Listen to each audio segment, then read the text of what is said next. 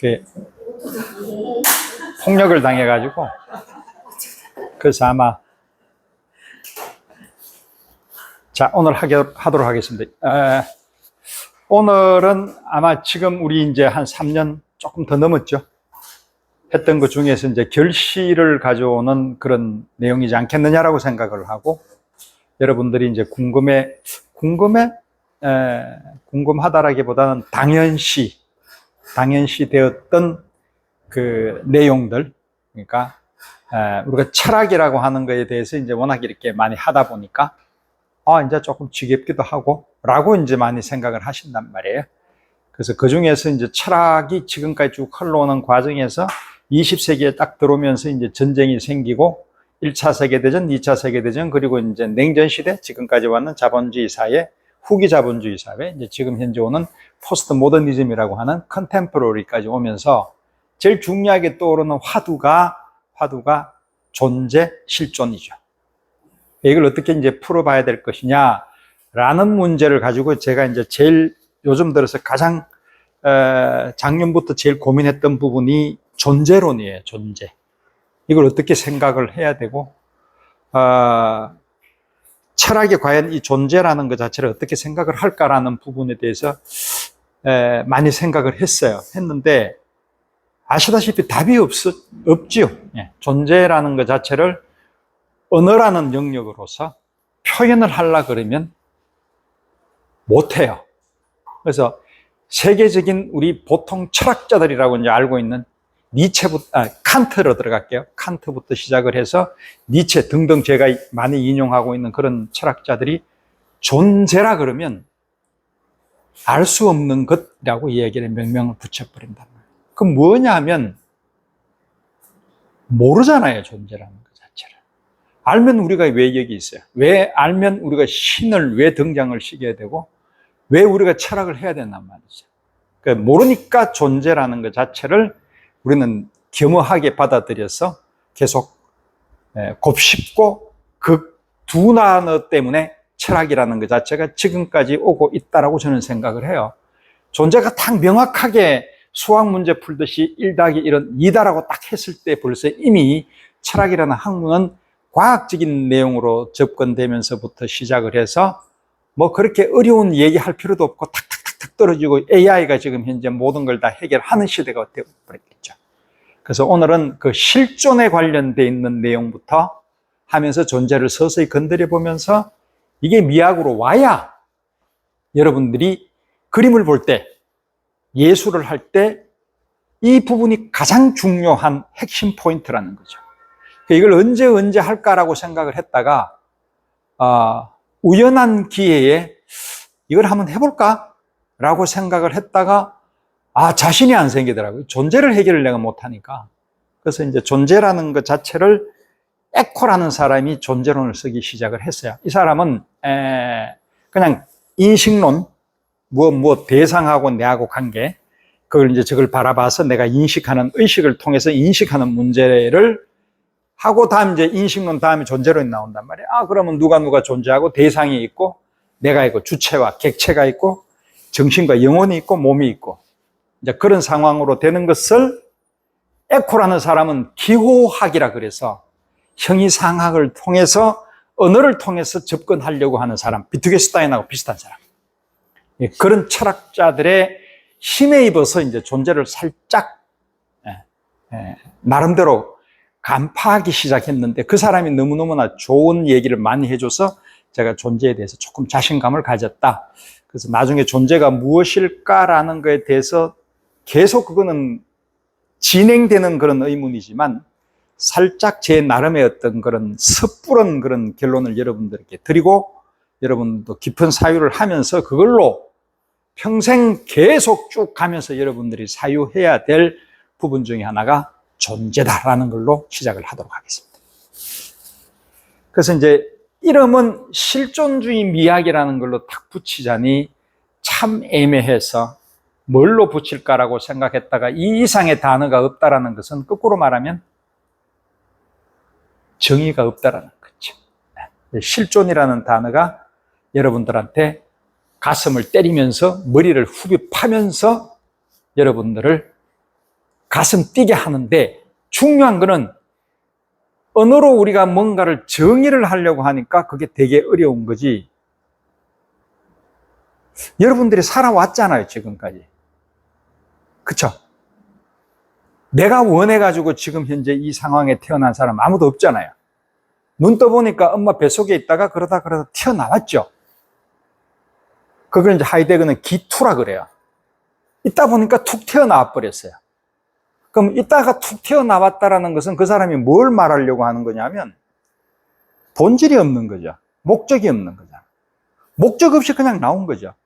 예를 들어서 우리가 뭔 목적을 하나 가지고 물건을 만들 때 대상은 인간이 아닌 대상을 한번 들어가 볼게요. 이걸 만들려고 그러면 이 회사에서 여러 어떤 기술자들이 모여서 여사무사 이 빈 프로젝트 이거 이래가지고 이래 되니까 이거 조금 더 크게 하고 이렇게 만들자라고 이야기하면서 회사에서 딱 그냥 이제 회의가 끝났어. 그러면 그거는 본질이 나왔어. 의미, 목적, 뭐로 나오느냐? 요건 요렇게 만들자라고 딱 만들었어. 그러면 그거는 이 물건의 본질이에요. 그럼 얘는 그거 이상으로 이걸로 빈 프로젝터를 쓰지 이걸로 망치처럼 여가 깨 부수는데 안 쓴단 말이죠. 그럼 이건 본질이 뭐다? 보여주는 거예요. 근데 우리 인간은 본질이 뭐야 그러면? 그게 뭐야 본질은? 우리가 그거 어떻게 알아? 내가 살아온 방식. 이래 얘기 나와요. 그럼 벌써 이미 여러분들은 실존을 하고 있는 거예요. 그걸 정의를 해보라 그러니까 어려운 거예요. 그래서 말이 쉽게 내 지금 살고 있는 거잖아 라고 하면 실존이에요. 그죠? 근데 여러분들이 이제 컨템포러리나 이런 데 가보면 많이 등장하는 것 중에 하나가 존재가 어떻고 저쩌고 뭐 무가 어떻고 저쩌고 어려운 말 막 쓰잖아요. 그죠? 그러다가 탁 나온 게 실존 막 나온단 말이에요. 그럼 그래서 그 사람은 뭐 얼굴에서 뭐 갑자기 예를 들어서 지금 오늘 등장하는 사람 중에 하나가 자코메티가 등장한단 말이에요. 그럼 예상되잖아요. 자코메티의 그 조각에서 나온 이건 뭔가는 존재에 대해서 얘기하는 건데 뭔지는 모르겠다라는 거죠. 그죠? 그래서 이제 제가 저걸 어떻게 일반 사람들은 이해를 하고 있을까? 자코메티를. 왜냐하면 그렇게 알아야 저도 제가 생각하는 자코메티하고의 어떤 그런 것들을 여러분들한테 비교해서 이야기해 줄 수가 있죠. 그래서 저쪽에 이제 미국도 들어가 보고 영국도 들어가 보고 한국도 들어가 보고 쭉 해보니 미국이나 영국은 조금 달라요. 근데 우리 한국 사람에서의 자코메티에 대한 거는 걷는 거 있잖아요, 이거. 깡마른 사람이니까, 아, 이 사람 되게 강단이 있다. 단단하게 보이잖아. 그죠, 조각이? 그 되게 말랐고 막 비틀어져서, 아, 저 사람 못 먹은 사람인가? 열심히 운동한 사람이네? 뭐 그렇게 하는 사람도 있고. 근데 삶에 대해서 굉장히 큰 보폭을 띄는 걸로 봐서 이 사람은 미래에 직접 불에 끼는 사람이다. 그러니까 니체가 이야기하는 위브맨시처럼 만들어버려요. 초인간처럼. 아하. 그쵸? 그러면 자유라는 것 자체는 거기 다 벗겨내고 내가 가지고 있는 본질로 살아가는 그런 얘기는 거의 없어요. 아까 얘기했던 그게 대부분이에요. 그렇다라는 것은 그게 뭘까? 그렇게 생각하는 사람의 실존 방법이라는 거죠. 그게 틀렸다라고 이야기할 수가 없어요. 왜 그러냐? 본질이 아닌데. 실존은 그 사람은 그렇게 사는 거예요. 그 사람 실존 방법은 그렇기 때문에 그래 이해하는 거고 나는 그렇게 안 할 거고 여러분들은 강의를 듣고 난 뒤에 어떻게 할 것이냐라는 건 여러분들 생각을 거기에 대입시키면 되는 거예요. 그러면서 그 실존 방법대로 살아가면 되는 거예요. 그런데 살더라도 제대로 살자는 거예요. 어떻게? 본질은 없더라도 진리는 추구하면서 살아가는 거예요. 오케이? 그게 오늘의 결론이라고 보시면 돼요. 실존 미학을 한번 들어가 보겠습니다. 요즘 나오는 책들이에요. 되게 이제 머리 아파요. 그쵸?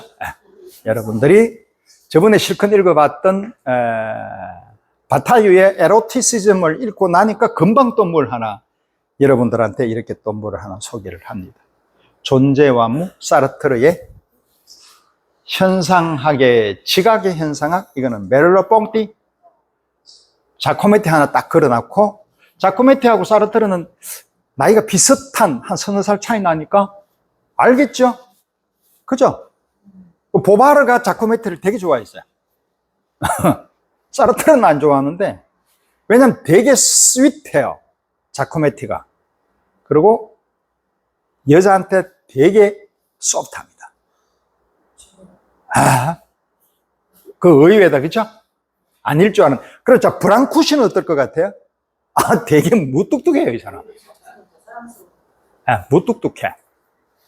근데 브랑쿠시는 이때 이런 사람들을 유혹이라고 하기에는 그렇지만 얼루어한 사람이 구겐하임 있죠.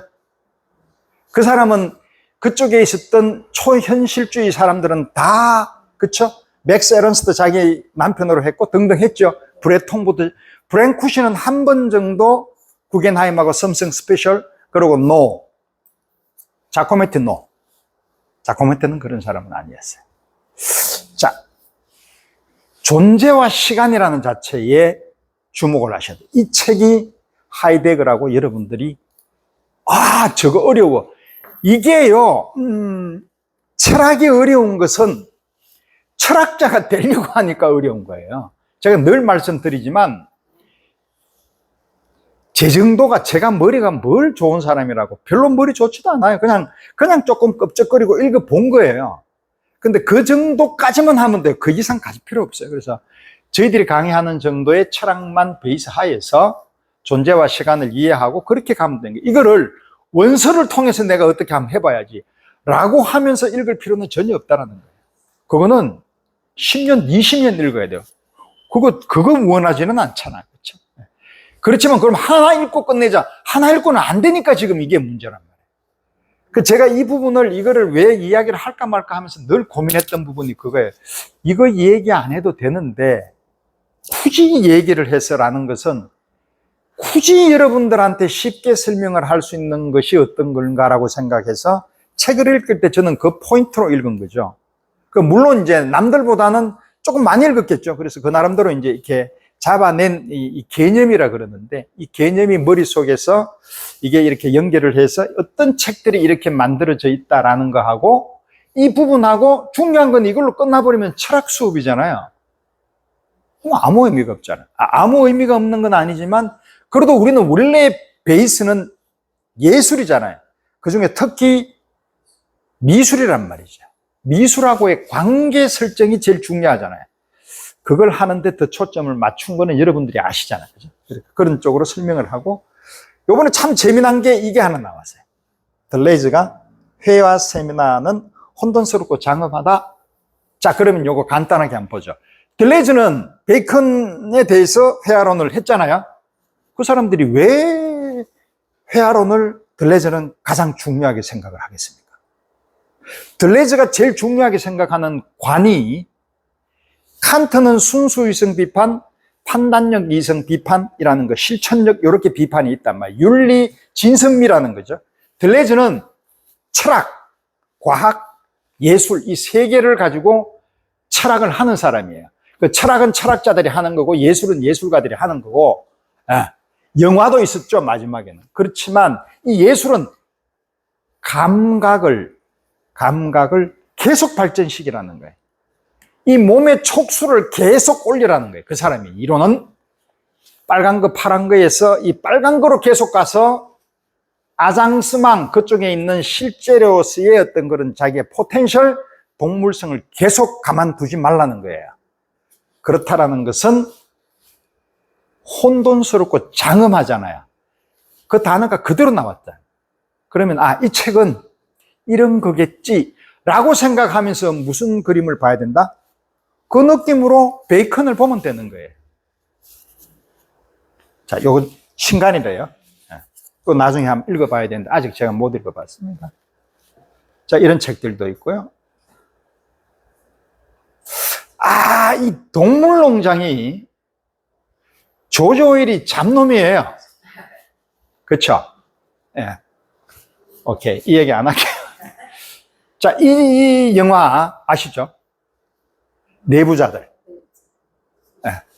요거 현재 우리 지금 있는 정치 풍자하면서 거기에 있는 논설위원으로 나왔고, 이건 범인 이렇게 나와서 이렇게 됐죠. 이병헌이 나와가지고 나 돈 먹었고 나 이래가지고 그 사람들한테 하수인으로 했다. 손 잘렸고 등등 얘기하는데 이 사람이 뒤에서 조정하는 거죠. 그 돈 많은 사람이 어떤 스폰서를 써서 대통령 후보 만드는 거죠. 지금하고 전혀 다를 바 없다. 자, 그런데 현실이 보면 완전히 실존 방식이에요. 그렇죠? 실존 중에서도 극으로 몰아갔던 실존이잖아요. 우리가 상상이나 할 수 있겠어? 저런 일들이 생기겠어? 라고 하는데 실제로 생기고 있단 말이에요, 지금. 그렇죠? 근데 여기에서의 현실적인 진리가 있는 거예요. 뭐 이병헌이가 가지고 있는 자기가 자수하고 등등등등 이런 게 정의로워지는 듯한 느낌이 드는데 가만히 보면 이 사람 범죄꾼이잖아요. 근데 가만히 영화에 딸려가면서는 어떻게 봐요? 이병헌이한테 감정이입을 하잖아. 괜찮은 사람이거든. 그 이병헌이가 또 얘가 매력이 있잖아. 이병헌이가 옛날에 저기 누구죠? 뭔가 something special 있어가지고 이민정이한테 상당히 곤란을 당했는데도 불구하고 이병헌은 영웅이에요. 왜? 연기 잘하니까. 그게 모든 게 그리 들어가는. 그게 왜 그러냐? 미디어가 여러분들을 장악했단 말이에요. 영화 딱 끝나고 난 뒤에 집에 딱 오면 이병헌이 참 저놈 연기 잘하는 이 얘기 한단 말이에요. 그리고 그때 있는 현실이 여사무사에서 야 그건 누가 대통령이 누구였고 막 이렇게 무슨 얘기냐? 혼돈하고 있다는 거예요. 현실 세계와 지금 세계하고를. 그게 뭐냐? 우리가 조정당하고 있다는 거예요. 뭐한테? 이미지한테. 그 이미지가 영화와 사진에. 언제부터? 옛날부터 이거는 예견됐다라는 거죠. 또 하나. 제가 늘 이야기하지만 트로트 열풍이 불었어요. 자, 지금 트로트 안 하는 데 없어요. 조정당하고 있는 거죠. 자, 그러면 거기에 있는 조용필이나 다른 사람들이 쓸 때의 무대가 없어요. 그네들이 다 차지하고 있어요. 뭐가? 개인의 자유를 줘서 여러 장르를 만들어줬는데 나중에 알고 보니까 걔들이 경쟁에서 이긴 사람이 여러분들을 지배하고 있는 거예요. 뭐냐? 미디어가 메시지를 점령하기 시작했어요. 오케이? 실존 방법에서의 자유와 선택이 이런 식으로 낳는 거예요. 이해됐죠? 자, 이걸 누가 제일 먼저 했느냐 하면 푸코가 도구적 이성이라는 얘기를 했어요. 뭐냐? 일 못하는 애들을 어디에 가다 놓냐 하면 처음 다 감옥소 보내놔버렸어요. 광기라는, 옛날에 동네에 가면 광기 있는 애들이 좀 있었잖아요. 근데 그 사람들은 내가 그랬잖아요. 고흐도 광기가 있었다. 그러면 그때의 프랑스 대혁명 시절에 태어났으면 고흐는 어디 가느냐? 감옥소들 간단 말이야. 바튜. 그때가 제너럴 하스피랄이라고 그래가지고 정신병원하고 비슷하게. 왜? 얘들은 정상적으로 이성을 가지고 있는, 일하는 도구적 이성을 가지고 있는 사람이 아닌 사람은 다 비정상이란 말이야. 그러니까 그 사람들을 범죄 취급을 했단 말이야. 그런 비슷한 걸로 늘 인간의 실존에서 기계라든지 문명이라든지 이런 것들이 자꾸 만들어지면 만들어질수록 어떻게 된다? 인간을 거꾸로 가둔단 말이에요. 그게 지금 현상이 오는 거예요. 뭘로? 미디어가, 그리고 문화가. 근데 그 문화를 우리가 뭐라 그래요? 문화산업이라 그러잖아. 근데 문화하고 산업하고는 안 맞지. 이게 모순되는 거잖아. culture and 그리고 economy하고 이 factory하고는 안 맞는 거죠. 근데 그것을 깨본 사람이 누구다? 앤디 호일이란 말이야. 너무 너희들이 그냥 독창적으로라는 걸로 해서 너무 전횡을 휘두르니 예술가더라? 이제는 공장에서 만드는 것조차도 예술이 될 수 있다라고 이야기하면서 우리는 환영을 했잖아요. 아방가르드라고, 팝아트라고 좋아했잖아요. 근데 그게 서서히 오면서 제가 그때 장 보드리아르가 이야기했던 시뮬라시옹 이야기를 했죠. 이제 여러분들은 내비게이션이 없으면 길을 돌아다닐 수가 없어요. 그렇죠? 그리고 전쟁이 일어나는 어떤 이스라엘에서 막 폭격하고 이럴 때에 누가 카메라로 찍어가 전송하는 것보다 내비게이션처럼 되어 있는 우리 컴퓨터에서 어린애들 게임하는 그런 포탄 쏘는 그런 곡선 있잖아요. 이런 거 나와주면 여러분들이 더 좋아해요. 그게 실물로 생각한다. 뭐냐? 현실과 가상세계를 거꾸로 생각을 하고 있단 말이에요. 그게 왜? 내가 동질화가 되어가고 있단 말이죠. 오케이? 그래서 여러분들은 이 영화를 보면서 환호를 부른단 말이에요. 제일 조심해야 되는 게 이런 문화라는 거예요. 아시겠죠? 이제 볼게요. 기술 복제 시대에 이 사람이 그 유명한 벤야민이라는 사람이에요. 안나 아렌트 알죠? 하이데거의 연인. 넘어갔죠? 아렌트는 넘어갔어요. 어디로 미국으로 갔는데 이 사람도 미국으로 갈라 그러다가 비자가 안 나오니까 유대인이에요. 왜냐하면 그때 히틀러가 너무너무 크게 그걸 했으니까 자살해버렸네. 너무너무 양심이 고운 사람이에요. 근데 이 사람은 벌써 이미 기술 복제 시대의 문제에 대해서 얘기를 했단 말이에요. 자, 그러면 하이데거는 히틀러에 복역을 했다. 그렇죠? 하이데거는 히틀러 만세했잖아. 그래서 여러분들이 히틀러를 만세하는 하이데거 주놈 나쁜 놈이라고 이야기한단 말이에요. 근데 독일에서는 하이데거가 세상의 최고의 철학자란 말이에요. 물론 그 사람의 관은 있고 공은 있단 말이에요. 근데 공은 칸트급이란 말이에요. 철학이 오늘 이야기하는 존재와 실존에 대한 얘기를 이 사람이 했단 말이에요. 이 사람이 없었으면 이병헌이가 없는 거예요. 오케이? 그래서 그걸 받고 공부를 해서 사르트르는 유명한 보바라고 알잖아요. 프랑스 파리에서 이제 그 철학 고등학교에서 전교 1등, 2등 했단 말이에요, 얘들 둘이가. 그 둘이 사귀고 막 있던 터에 지 친구 하나가 독일 가가지고 하이데거한테 딱 배우고 와서 너 하이데거, 나 몰라. 야, 아직까지 그것도 모르는 게 네가 뭐 1등, 2등? 아이씨, 열받아 해서 공부하러 갔단 말이에요. 그때 만난 사람이 후설, 하이데거 두 사람, 독일에서는 최고의 현상학. 메를러 뽕띠 같이 있었고 사르트르 둘이 있었는데 이 사람이 딱 보고 난 뒤에 바로 반해버렸단 말이에요. 누구한테? 하이데거한테. 자, 하이데거가 나중에 나오지만 존재와 시간을 썼잖아요. 그 존재와 시간에 있어가지고 이 시간에 따르는 이 존재에 대한 얘기를 한 거예요. 그리고 여러분들이 다세인이라고 현존재라는 얘기를 들어보셨을 거예요. 그 나중에 이제 좀 있으면 나오니까 설명해드리고, 어떻든 이 사람은 아렌트, 하이데거 다 친한 사람이에요. 그러면 왜 하이데거가 히틀러한테 복역을 서포트를 해서 그 사람을 칭송할 수밖에 없었느냐라는 것을 좀 이따가 설명을 해드릴게요. 자, 이 그림을 보면 이 두 개에서 이 그림은 뭐 어떤 것 같아요? 여러분들한테 탁 주는 감흥이 초상화는 그렇죠? 이렇게 사람의 익스프레션, 표현 이런 여러 가지가 나오겠죠. 근데 오늘은 시간이 조금 타이트하니까 제가 먼저 답으로 바로 치고 들어갈게요. 약간 클래식하고 뭔가 약간 관념적이고 되게 딱딱하고 내가 어느 집안의 누구 딸인데 나는 어떻게 살았고 나는 앞으로 이래 살 거야 라는 스펙이 머릿속에 쫙 들어와 있으면 뒤쪽에 이 광면이 보이잖아요. 근데 이 사람은 이거는 무슨 뭐 정신없는 애들. 근데 우리가 살아가는 방식이 요렇게 살아가요, 요렇게 살아가요.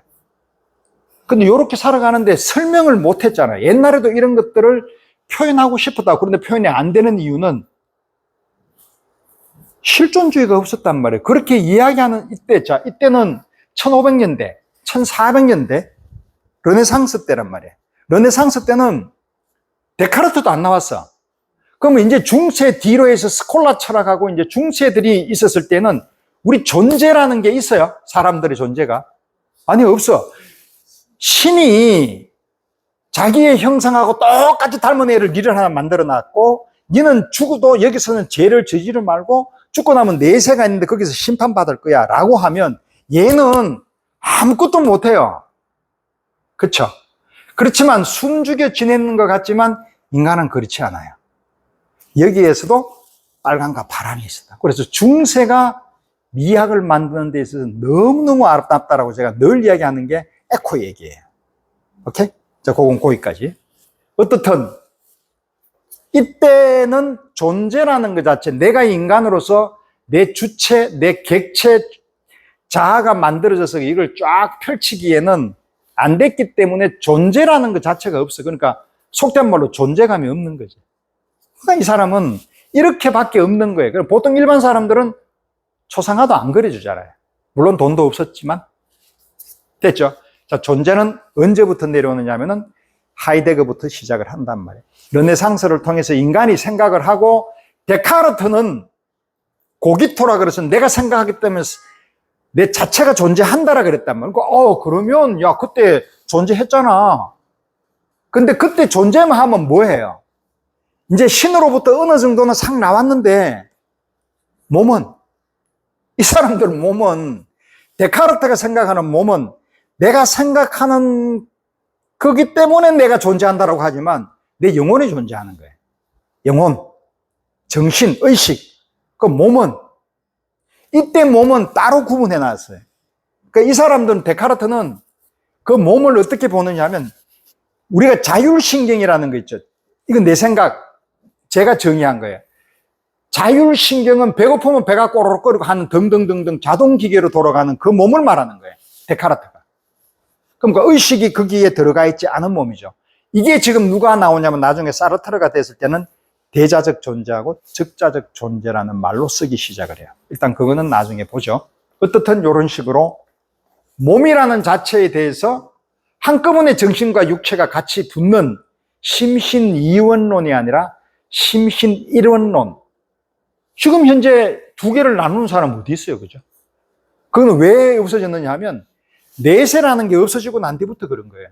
정신 내가 죽고 나면 올라가고 몸은 부사졌다가 나중에 부활하면은 그때 이 몸은 다시 지 몸을 찾아간대요. 옛날에 중세 때 그랬어.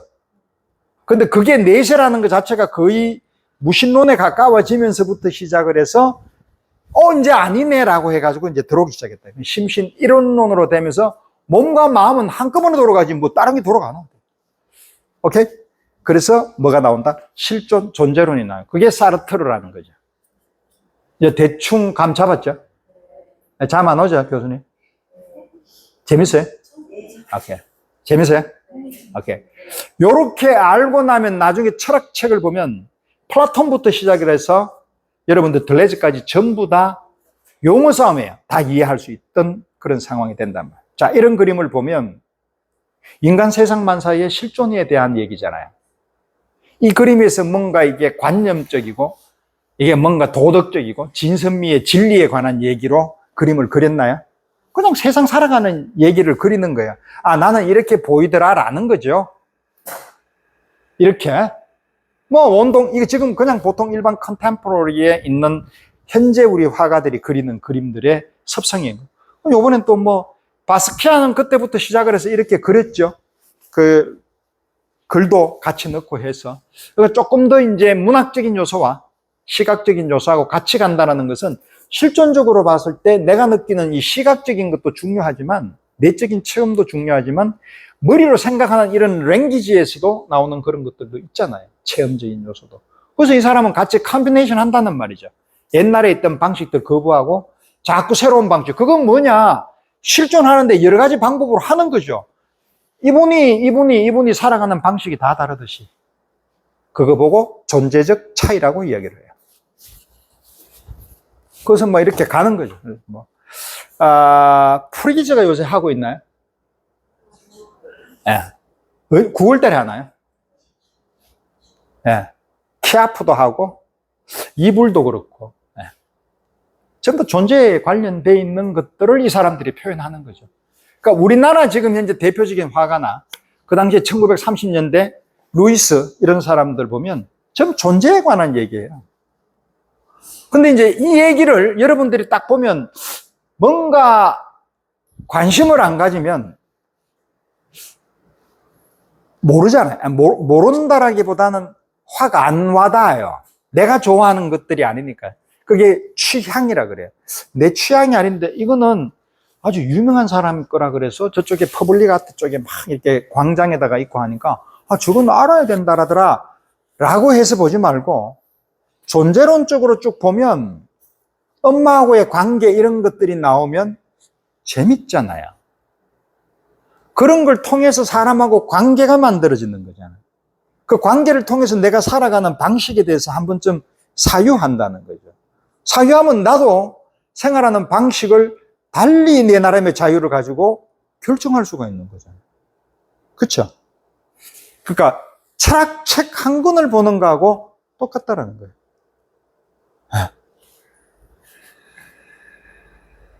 교차하는 춤? 뭘까? 그냥 교차하는 춤, 뭐, 교차는 뭘.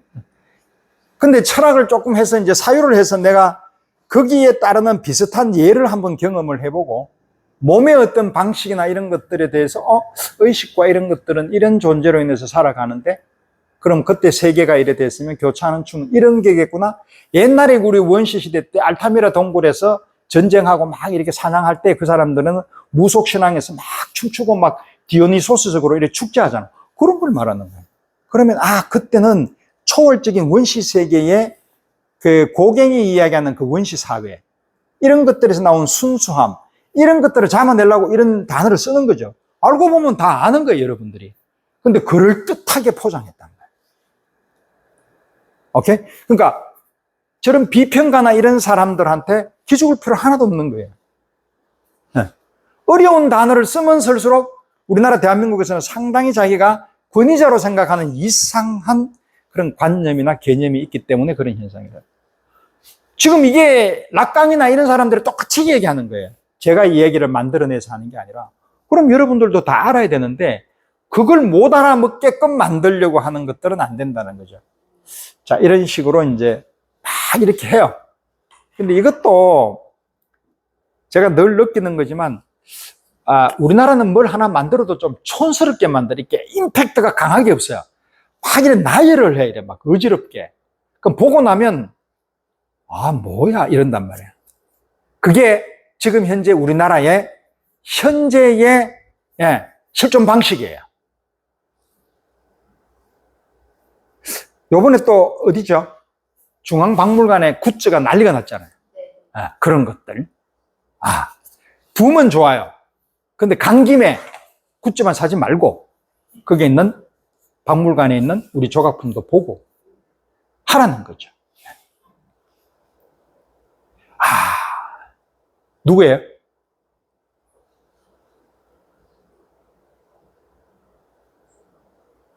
폴 벨라라하고 이제 동성연애 했던 사람 누구예요? 일찍 죽은 애.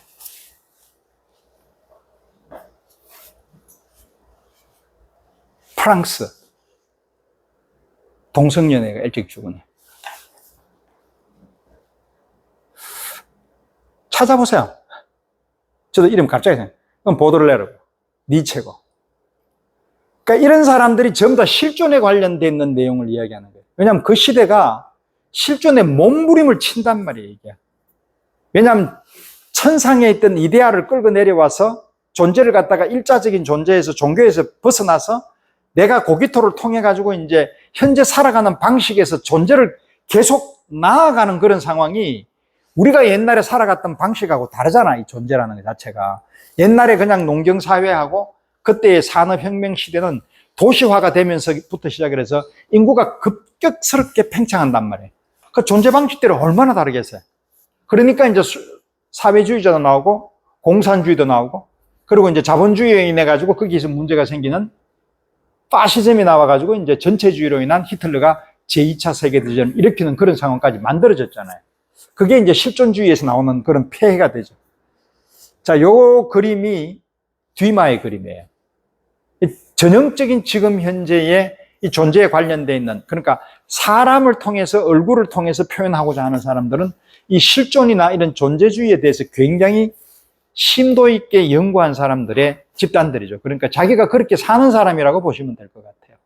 그러니까 우리 뷰어가, 관람객이 같이 호흡할 수 있도록 내가 어떻게 표현을 해서 저 사람의 감정에 있는 것들을 긁어내어서 내로 인해서 같이, 내하고 같이 공유하는 실존이나 이런 것들을 같이 느끼자라고 이야기하는 거예요, 이 사람은. 그리고 그 사람한테 처음부터 보여주면 안 되니까 굉장히 낯설게 만드는 게 대가들의 특징이잖아요. 그죠? 대가들의 특징은 늘 우리가 유명하다고 하는 사람들은 다 존재, 그런 깊은 사유가 있으면서 감각을 극대화로 올리는 사람들이 대가들이에요. 그건 인정하시죠? 이제 잠이 오니까 이제 그럼 빨리 나갈게요. 자, 우리가 존재에 대해서 얘기할 때 대표적으로 나오는 화가들이 두 명이 딱 있으면 이 사람하고 이 사람이죠. 이 사람은 누구다? 프란시스 베이컨이고 이 사람 자코메티. 근데 존재론을 뭔가 얘기하는 데 있어서 이 두 사람의 공통점과 내가 만약에 이제 교수라 그러면 자코메티와 프란시스 베이컨의 존재론에 대해서 서술하시오. 차이점과 공통점에 대해서. 다음 주까지 숙제 한번 해보시죠. 예. 재밌을 거예요. 이런 것들이죠.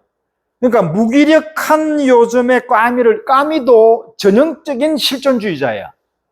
그러니까 이걸 잃는다는 것은 무기력하니까 무기력하지 않게끔 만들어준다는 거죠. 새로운 존재 방식에 대해서 이야기하는 거잖아. 그럼 지금 현재가 무기력하다라는 거잖아. 무기력하다라는 것은 뭐냐? 옛날의 실존 방식의 까미 시대의 사르트르의 실존 방식하고 지금이 달라졌다라는 거잖아요. 우리는. 물론 똑같은 것은 원래 인간은 삶의 의미가 없어. 그 삶의 의미가 없는 것을 현재의 시대를 상실의 시대라 그래요. 삶의 상실의 시대. 그리고 우리가 뭔가를 결정을 하는데 결정을 못해. 그러니까 maybe 시대라고 그래요. 아마, 글쎄, 숨죠. 근데 여러분들이 지금 현대의 생활을 하면서 느끼는 것은 알타미라 동굴하고 지금하고 비교해 볼게요. 죽는 숫자로 따지게 되면 건강 때문에 조금 오래 사는 건 있지만 걔들보다 걱정이 어땠느냐고 수치로 따지게 되면 걱정이 요즘 우리가 더 많아요. 그런데 사회는 되게 잘 살아요. 동굴보다 지금이 훨씬 더 좋은 환경에서 살고 있죠. 근데 개인으로 들어가 볼게요. 어때요? 걔나 내나 뭐 비슷비슷해요. 근데 그 중에서도 그쪽에서는 왕따라는 건 없어요. 걔들은 자기 먹을 만큼 먹고 나누고 그러고 가고 뭐 이렇게. 근데 우리는 물론 걔들보다는 더러워 뭐 샤워도 안 하고 더러운 뭐 머리도 안 감고 뭐 이러지만 지같이 막 앉아가 고민하는 건 없어요. 잘 자고 일하고 그 다음날 또 사냥 갔다가 오고. 근데 얘들은 그렇게 하면서 자기가 어떤 사람한테 타자에 대해서 사르트르는 뭐라고 하냐면 타자하고 있는 것 자체가 지옥이라고 해요. 실존은. 뽕띠는 안 그래요. 뽕띠는 같이 가요. 근데 사르트르는 그러니까 보바르 부인하고 계약하는단 말이에요. 그 사람하고 있는 게 싫어요. 왜냐하면 타자는 권력을 쟁취하는 거고 내하고 둘이 싸워야 되는 존재로 본단 말이에요. 그러니까 가해자와 피해자가 늘 있는 거예요. 그러니까 사르트르는 사디스트란 말이에요. 그러니까 여러 여자를 밖에서 만나죠. 이거는 내만 좋으면 끝. 사디스트의 전형적인 특징이에요. 그러니까 이 사람은 그렇게 살아왔던 방식을 그대로 지금 현재 현대에 있는 MG부터 시작해서 지금 현재 우리 현대 사회에서 우리 젊은 세대, 저도 마찬가지지만 가해자와 피해자는 늘 있어요. 왜? 쟁취해서 경쟁에서 이겼으니까. 근데 문제는요, 피해자밖에 없어요. 가해자 없어요. 어디 갔어요, 가해자가? 가해자 없어요. 내한테 가해했는 놈이 있는 것 같은데 누군지 몰라. 여러분들도 몰라요. 근데 알고 보면 누구다? 여러분이에요. 본인이에요, 본인. 본인이 남을 가해했어요. 그걸 모른다는 거예요. 왜? 애서 숨기는 거지. 그게 뭐가 없어졌기 때문에 칸트가 이야기하는 진선미에서 선이 없어지기 시작을 했고 그런 부분을 별거 아닌데 규칙이나 법은만 잘 지키면 되지. 양심이 어디 있어? 세상에 그런다. 그게 현재라는 거죠. 오케이. 자, 이 그림을 보니까 누구 그림 같아요? 모네잖아. 그건 모네인 줄 알았는데 저도 모네인 줄 알았어. 근데 가만히 보니까 달라요. 그렇죠? 달라요. 흉내낸 사람 같았어요. 이건 뭐 중국인 아니면 저쪽에 있는 사람들, 아니 미국에서 왔던 인상파 중에서 이렇겠지라고 생각했는데 아니더라고요. 오늘 아침에 본 건데 이 사람이 모다 갤러리에서 이제 이사벨라 간이라는 사람이 1961년생 루앙에서 태어났고 그쪽에서 줄리앙 아카데미 나왔고 에꼴드 보자르 파리에서 했고 얘 되게 유명한 사람이에요. 제가 이걸 왜 가지고 왔느냐면 이 사람이 그림을 잘 안 나와 그게 아니라 인상파를 한다는 거죠. 요즘 인상파 그림 그리는 사람 있나요? 없어. 그죠? 현대 1960년, 70년짜리 되는 사람이 인상파 그리는 사람 없어요. 자연을 그리는 건 별로 전부 다 뭘 그린다? 실존으로 돌아가는 구상, 얼굴, 사람에 대해서만 그린단 말이죠. 왜? 거꾸로 말하면 그만큼 위크 포인트가 있다는 거죠. 내가 표현하고 싶어하는 여러분들이 알고 있는 니체의 위브맨시를 원하는 거예요. 대신, 대리로 아까 얘기했던 미디어한테 당한 거예요. 그 미디어는 늘 상상력으로 새로운 사람 만들자라는 영웅 같은 것들을. 그렇게 됩니다. 당하면 안 되는, 정신 바짝 차려야 된단 말이에요. 자, 이제 나왔어요. 중세는 신이 있었기 때문에 당연하게 필요 없었죠. 실존도 필요 없었는데, 누가 본질보다 실존이라고 이야기하는 경우가 사르트르가 얘기했단 말이에요.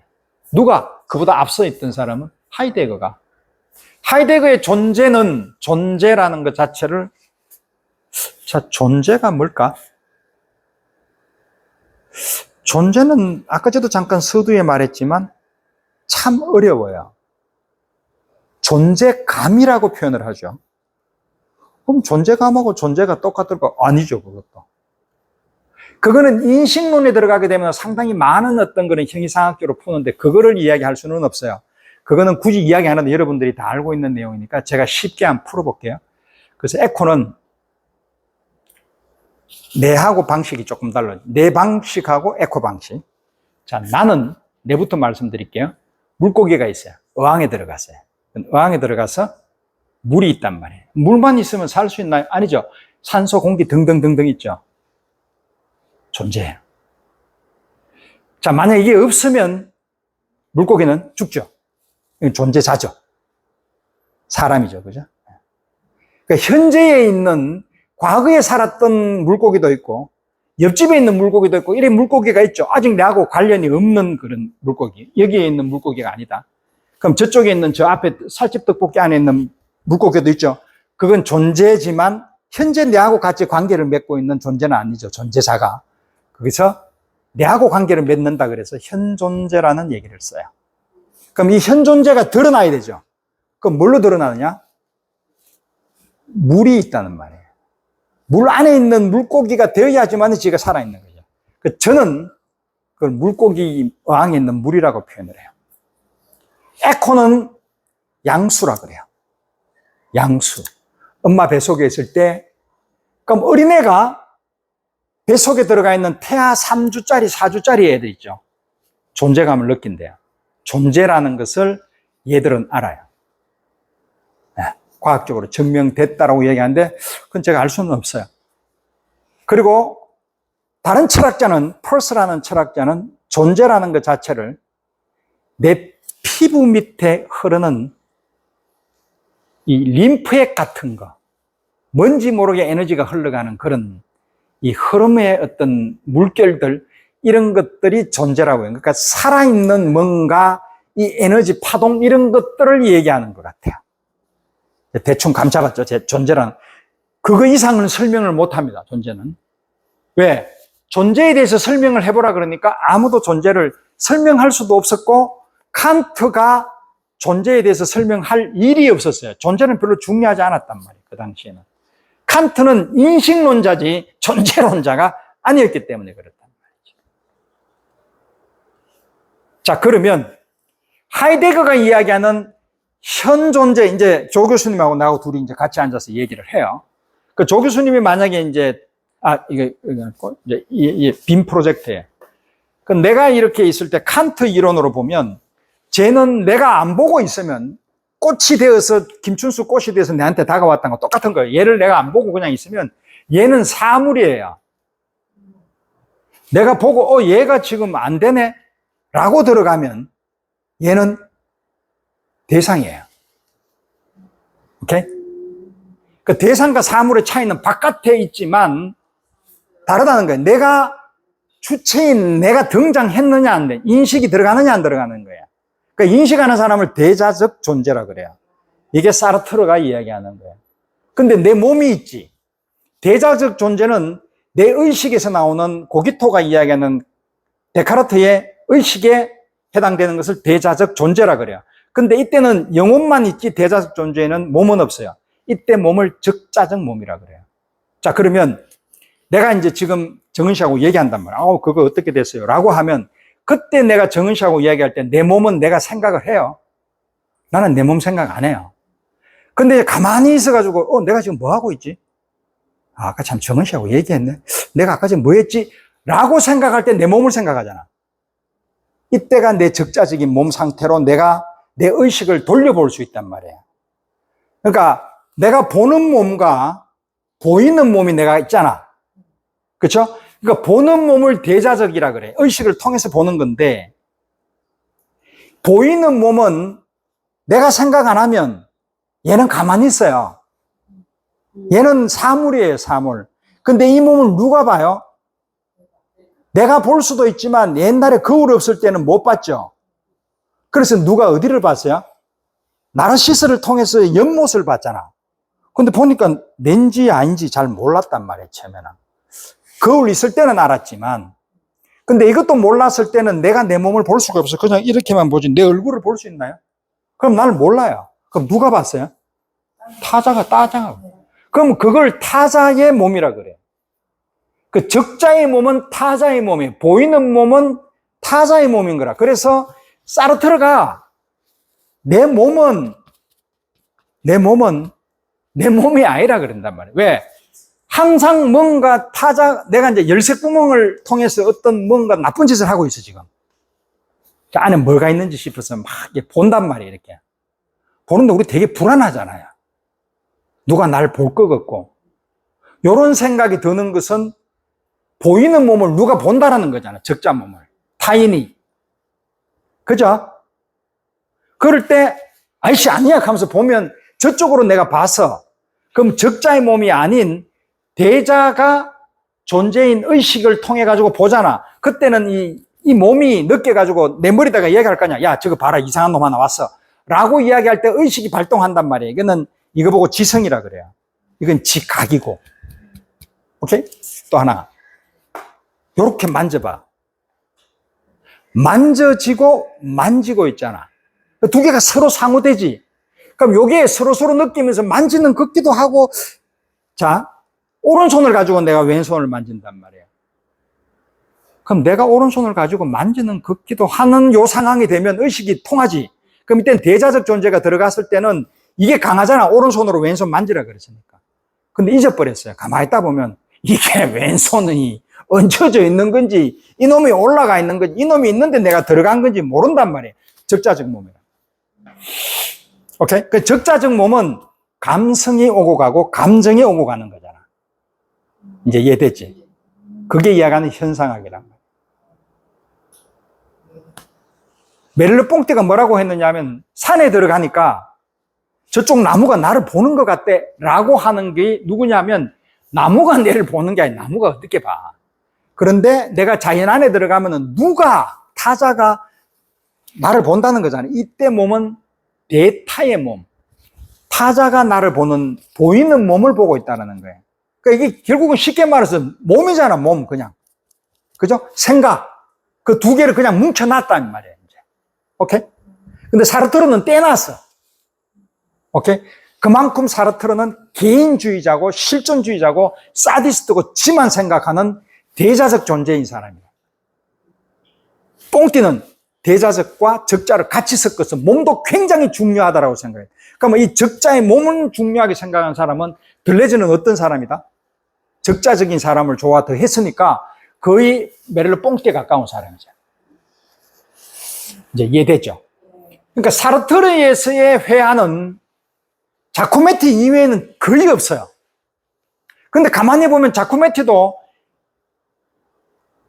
뽕띠의 몸의 현상학에, 몸의 지각의 현상학에 몸도 철학이 같이 섞여 있어요. 그러니까 참 사르트르는 미학으로 설명하기가 어려운 사람이다라는 거예요. 이제 이해됐죠? 그러면 여러분들은 사르트르의 실존에 대해서 다 아는 거예요. 사르트르 책 구토부터 시작 많아. 전부 다 이런 내용이에요. 그러니까 여러분들이 사르트르를 지금 당장 책을 사서 오늘 당장 한 10권 다 사가 다 읽어봐도 다 이해돼요. 이래 보면. 아무것도 어려운 거죠. 적자 존재, 대자 존재를 통해서 이 타인하고의 그런 얘기들이에요. 자, 그러면 사르트르의 실존을 다시 이제 마지막으로 들어가 보고, 오늘은 이게 이제 초장이 한 열 몇 장 넘어갔잖아요. 그죠? 이제 그 다음에 안 온 사람을 위해서 뭐 그 다음에 하던, 아무튼 말로 푸는 건 말로 안 풀어볼게요. 자, 제가 뭐라 그랬냐면, 우리는 본질이 없다 그랬단 말이에요. 그러나 어느 날 갑자기 태어나니까 내가 태어났어. 근데 태어났는데 보니까 엄마하고 내하고 같이 있네. 그쵸? 한 3살까지. 그 엄마하고 같이 있다 보니까 내가 내 자신을 못 보잖아. 2살, 3살 때는. 그럼 엄마만 보니까 나도 엄마하고 똑같은 사람이라고 했잖아. 근데 엄마는 내가 어떤 행동을 하니까 되게 좋아하잖아. 그럼 내가 배고파가지고 이렇게, 뭐 나 밥 줘? 아니면 젖줘? 라고 하는 것은 욕구를 요구하는 거다. 그죠? 말장난 같지만 이게 되게 중요한 말이에요. 그러니까 여러분들이 철학책을 읽다 보면 얘기가 너무 많이 나와. 요구, 욕망, 욕구가 나온단 말이에요. 그러니까 욕구라는 것은 내가 생리적인 현상으로 인해서 배가 고프고 등등 이런 생리적인 반응에서 원하는 거 있잖아요. 의도가 되지 않은 그냥 자연스럽게 생리적인 현상. 그것을 엄마한테 recommend, 나 해줘 라고 이야기하는 거예요. 그걸 요구, 욕구라고 하고, 욕망이라는 게 등장해요. 욕망은 늘 우리가 따라다니는 철학에 있어서 락강이나 이런 데서 나오는, 프로이트가 제일 중요하게 생각하는 욕망이란 말이에요. 근데 둘이 있는데 엄마가 좋아하는 것은 그러다니까 엄마가 좋아한다 그러면 내가 내 스스로가 욕망을 못 가지잖아요. 예를 들어서 내가 태어나서 엄마도 없이 태어난 알타미라 동굴에서 내 혼자 태어났어. 태어나가지고 그냥 동물하고 막 살았어요. 그럼 이런 거는 프로이트 이론이나 이런 거는 아무것도 필요 없는 거예요. 그냥 동물이에요. 근데 이런 이론들이나 락강의 이론이 나오는 거는 뭐다? 문명이 만들어지고 난 뒤에 생각, 가족이 만들어지니까. 사회가 만들어지고 규칙이 만들어져서 언어가 만들어져서 이런 이론이 나온 거예요. 이해됐죠? 문명화가 되었다라는 거죠. 그것도 일종의 기술이나 이런 거와 마찬가지 현상이죠. 길들이기 위한 하나의 상징계로 가는 거잖아요. 그래서 이제 엄마를 만났어. 그 엄마가 이걸 좋아하네. 근데 가만 보니까 엄마는 여사무사해가지고 이래 되니까 동물적인 본능이 생긴단 말이에요. 그때 바타유가 얘기하는 에로티시즘이 생기네. 얘가 한 3살, 4살 때부터 성기가 남자애가 있으니까 엄마하고 섹스를 하고 싶네. 근친상간이잖아. 근데 근친상간이라는 효과가 얘한테서는 어른스러운 게 안 나오기 때문에 얘는 어른스러운 행위를 엄마한테 한 거예요. 했어요. 분명히 했는데 엄마는 몰라요. 그게 얘가 그걸 원하는 건지. 근데 얘는 계속 하는데 이거 아버지가 와가지고 막 난리가 나네 이놈이. 그러니까 이건 하면 안 되구나. 즉각적으로 느껴 인간의 동물적인 거는. 그 얘가 그걸 확 숨겨버려. 그게 오디푸스 컴플렉스라. 안 하면서 이거는 집어넣어야지. 그래 아버지한테 순응을 한단 말이에요. 아버지한테 순응하고 이제 엄마 말 잘 들어야지라고 하는 게 오디푸스 컴플렉스예요. 이걸 어디에 넣어놨다? 무의식에 넣어놨어요. 이게 프로이트의 오디푸스 컴플렉스예요. 오케이? 자, 두 번째. 락강은 이거 똑같아. 락강도 이런 놈인데 엄마하고 아버지하고 있었는데 엄마하고 이렇게 됐어. 이렇게 됐는데 보니까 아버지가 엄마가 이제 나 아버지한테 잠깐 갔다 올게. 막 밥 줘라고 하니까 너 가만히 있어 이놈의 자식. 네 공부 안 하면 안 돼. 라고 이야기하면 아버지한테 가는데 안 와. 그러고 딱 보니까 엄마가 싹 웃으면서 나오네. 이거는 아니구나. 이때는 오디푸스 컴플렉스의 이 섹슈얼리티로 설명하는 게 아니라 이거는 뭔가 아버지가 내보다는 더 권위가 있구나. 이때 아버지가 딱 들어오면서 너 이놈아 숙제 했어 안 했어? 했는데요. 언어로 확 죽여버렸단 말이에요. 그러니까 위계를 잡아버렸죠. 그럼 얘는 위계를 확 죽고 나니까 이때부터는 아버지한테 순응을 하네. 이게 상징적 거세라는 거야. 그러니까 이건 오디푸스 컴플렉스에 나오는 그거하고는 조금 다른 내용으로 굉장히 순화시켰던 거라고 보면 되죠. 오케이? 자, 모든 것들이 이제 그렇게 설명하는 거예요. 저번에 이야기했던 에로티시즘의 어떤 그런 내용들도 그렇게 했고. 자, 이거는 관념론적으로 그렇게 되는 건데. 자, 아까 전에 내가 뭘 이야기하다가 이게 끝났느냐 하면, 하이데크 하다가 또 감명 나왔어요. 그 태어났어. 엄마하고 이제 있다가 툭 튀어나가지고 보니까 학교 때 가니까 이제, 이게 엄마가 공부 잘하라 하는 어떤 그런 타인의 욕망으로 저는 계속 욕망하면서 살았던 거죠. 계속 갔어. 근데 가다 보니까 이제 더 이상 안 되는 그런 상황이 올 때는 이 욕망을 폭발을 시켜야 될 거 아니에요. 근데 해결을 했네? 그러니까 이제 특히 엄마 같은 경우는, 너무 자식 공부를 좀 잘할 줄 알았는데 안 돼. 그러면 야, 백화점 가가지고 옷 한 벌 사면 괜찮겠지라고 해서 이제 친구들하고 우해서 갔어. 커피 한 잔 먹고, 그 뭘 샀어. 기분 되게 좋았어요. 사러 가기 전까지만 기분 좋다 그랬잖아요. 딱 사고 나니까, 영수증 보면 장난 아니네? 그래도 뭐 이 정도는. 딱 한 2, 3일 되면 그때부터 아무 의미가 없어요. 또 다른 게 또 보여요. 그러니까 욕망이라는 것 자체가 잘못된 게 내가 욕망을 느끼고 살아왔잖아, 애가. 그걸 엄마하고 아버지하고 관계에서 한번 길들여졌잖아요. 그러니까 금기가 엄마나 아버지가 나를 언어로 그랬든 아니면은 오디푸스 컴플렉스로 거세를 시키려고 그랬든 뭔가 내한테 금기를 걸었어, 어른이. 나는 깨갱하고 들어왔단 말이에요. 이놈은 절대로 욕망을 안 죽여. 늘 욕망은 분철처럼 올라온다니까. 왜? 동물이니까. 동물은 먹여야 살잖아. 거기에 들어가는 게 번식도 들어가고 다 들어가잖아. 먹는 것부터 시작해. 번식으로 설명한 놈이 누구다? 프로이트. 모든 게 그걸로 설명하고, 라캉은 그게 아니란 말이야. 그거 말고도 위계라든지 질서라든지 이런 것도 같이 설명을 한단 말이에요. 이제 이해됐죠? 그래서 태어났어. 태어나다 보니까 얘가 고등학교 들어가니까 내 왜 이렇게 공부 못하게 머리를 나쁘게 만들어 놨어라고 이야기하는 게 본질 없이 태어났던 그 자기의 존재에 대해서 생각을 할 거예요. 자, 그럼 본질이 없으면 내가 뭐를 위해서, 왜냐하면 이 본질이나 이 개념, 플라톤은 뭐라 그랬냐면은 인간은 사회적 동물이라고 딱 박아놔버렸어. 그러면 그 자체의 언어가 뭐는 뭐다라고 하면 정의를 딱 세워버렸죠. 그러면 이게 본질이에요. 무엇이다라는 게 이게 본질이에요. 그럼 우리도 예를 들어가지고 학교에, 교훈에 우리 집안의 가훈은 뭐다라고 하면 그게 가훈이잖아. 그럼 그래 살아야 되잖아. 근데 우리는 그게 없잖아요. 옛날에는 있었지. 이데아는 이렇고 진선미대로 살아야 되고 이렇게 했는데 나중에 가다 보니까 인간이 딱 등장하고 나니까 신이 없어져 버렸네. 그럼 나는 이제 내 멋대로 살아도 돼. 자유로. 그게 자유예요. 그리고 어떤 사람들은 사르트르가 우리를 자유를 만들어줬고 프랑스 대혁명의 자유의 정신이 들어 개뿔 뜯어먹는 소리. 그 자유는 그 자유가 아니라니까. 이때 이 자유는 내가 본질 없이 살았는데 이제 내가 뭔가를 돼가지고 결정을 해야 될 거 아니에요. 사르트르가 이제 딱 왔는데 보바라고 둘이 됐는데 계약을 했어. 그러니까 2년 있다가 니하고 내하고 깨져. 라고 할 때 그걸 선택을 해가지고 내가 사인을 다시 해야 돼. 안 하고 계속 질질 끌려가는 게 아니라 나는 사인을 해야 되는 선택권이 있단 말이에요. 그걸 하게 되면 잘못되면 어떻게 돼요? 책임을 져야지 내가. 그런 것을 자유라 그래요. 오케이? 그러니까 이런 식으로 계속 가면 어떻게 돼요? 계속 나는 내 이 적자적인 몸이 원하는 대로 못 살잖아.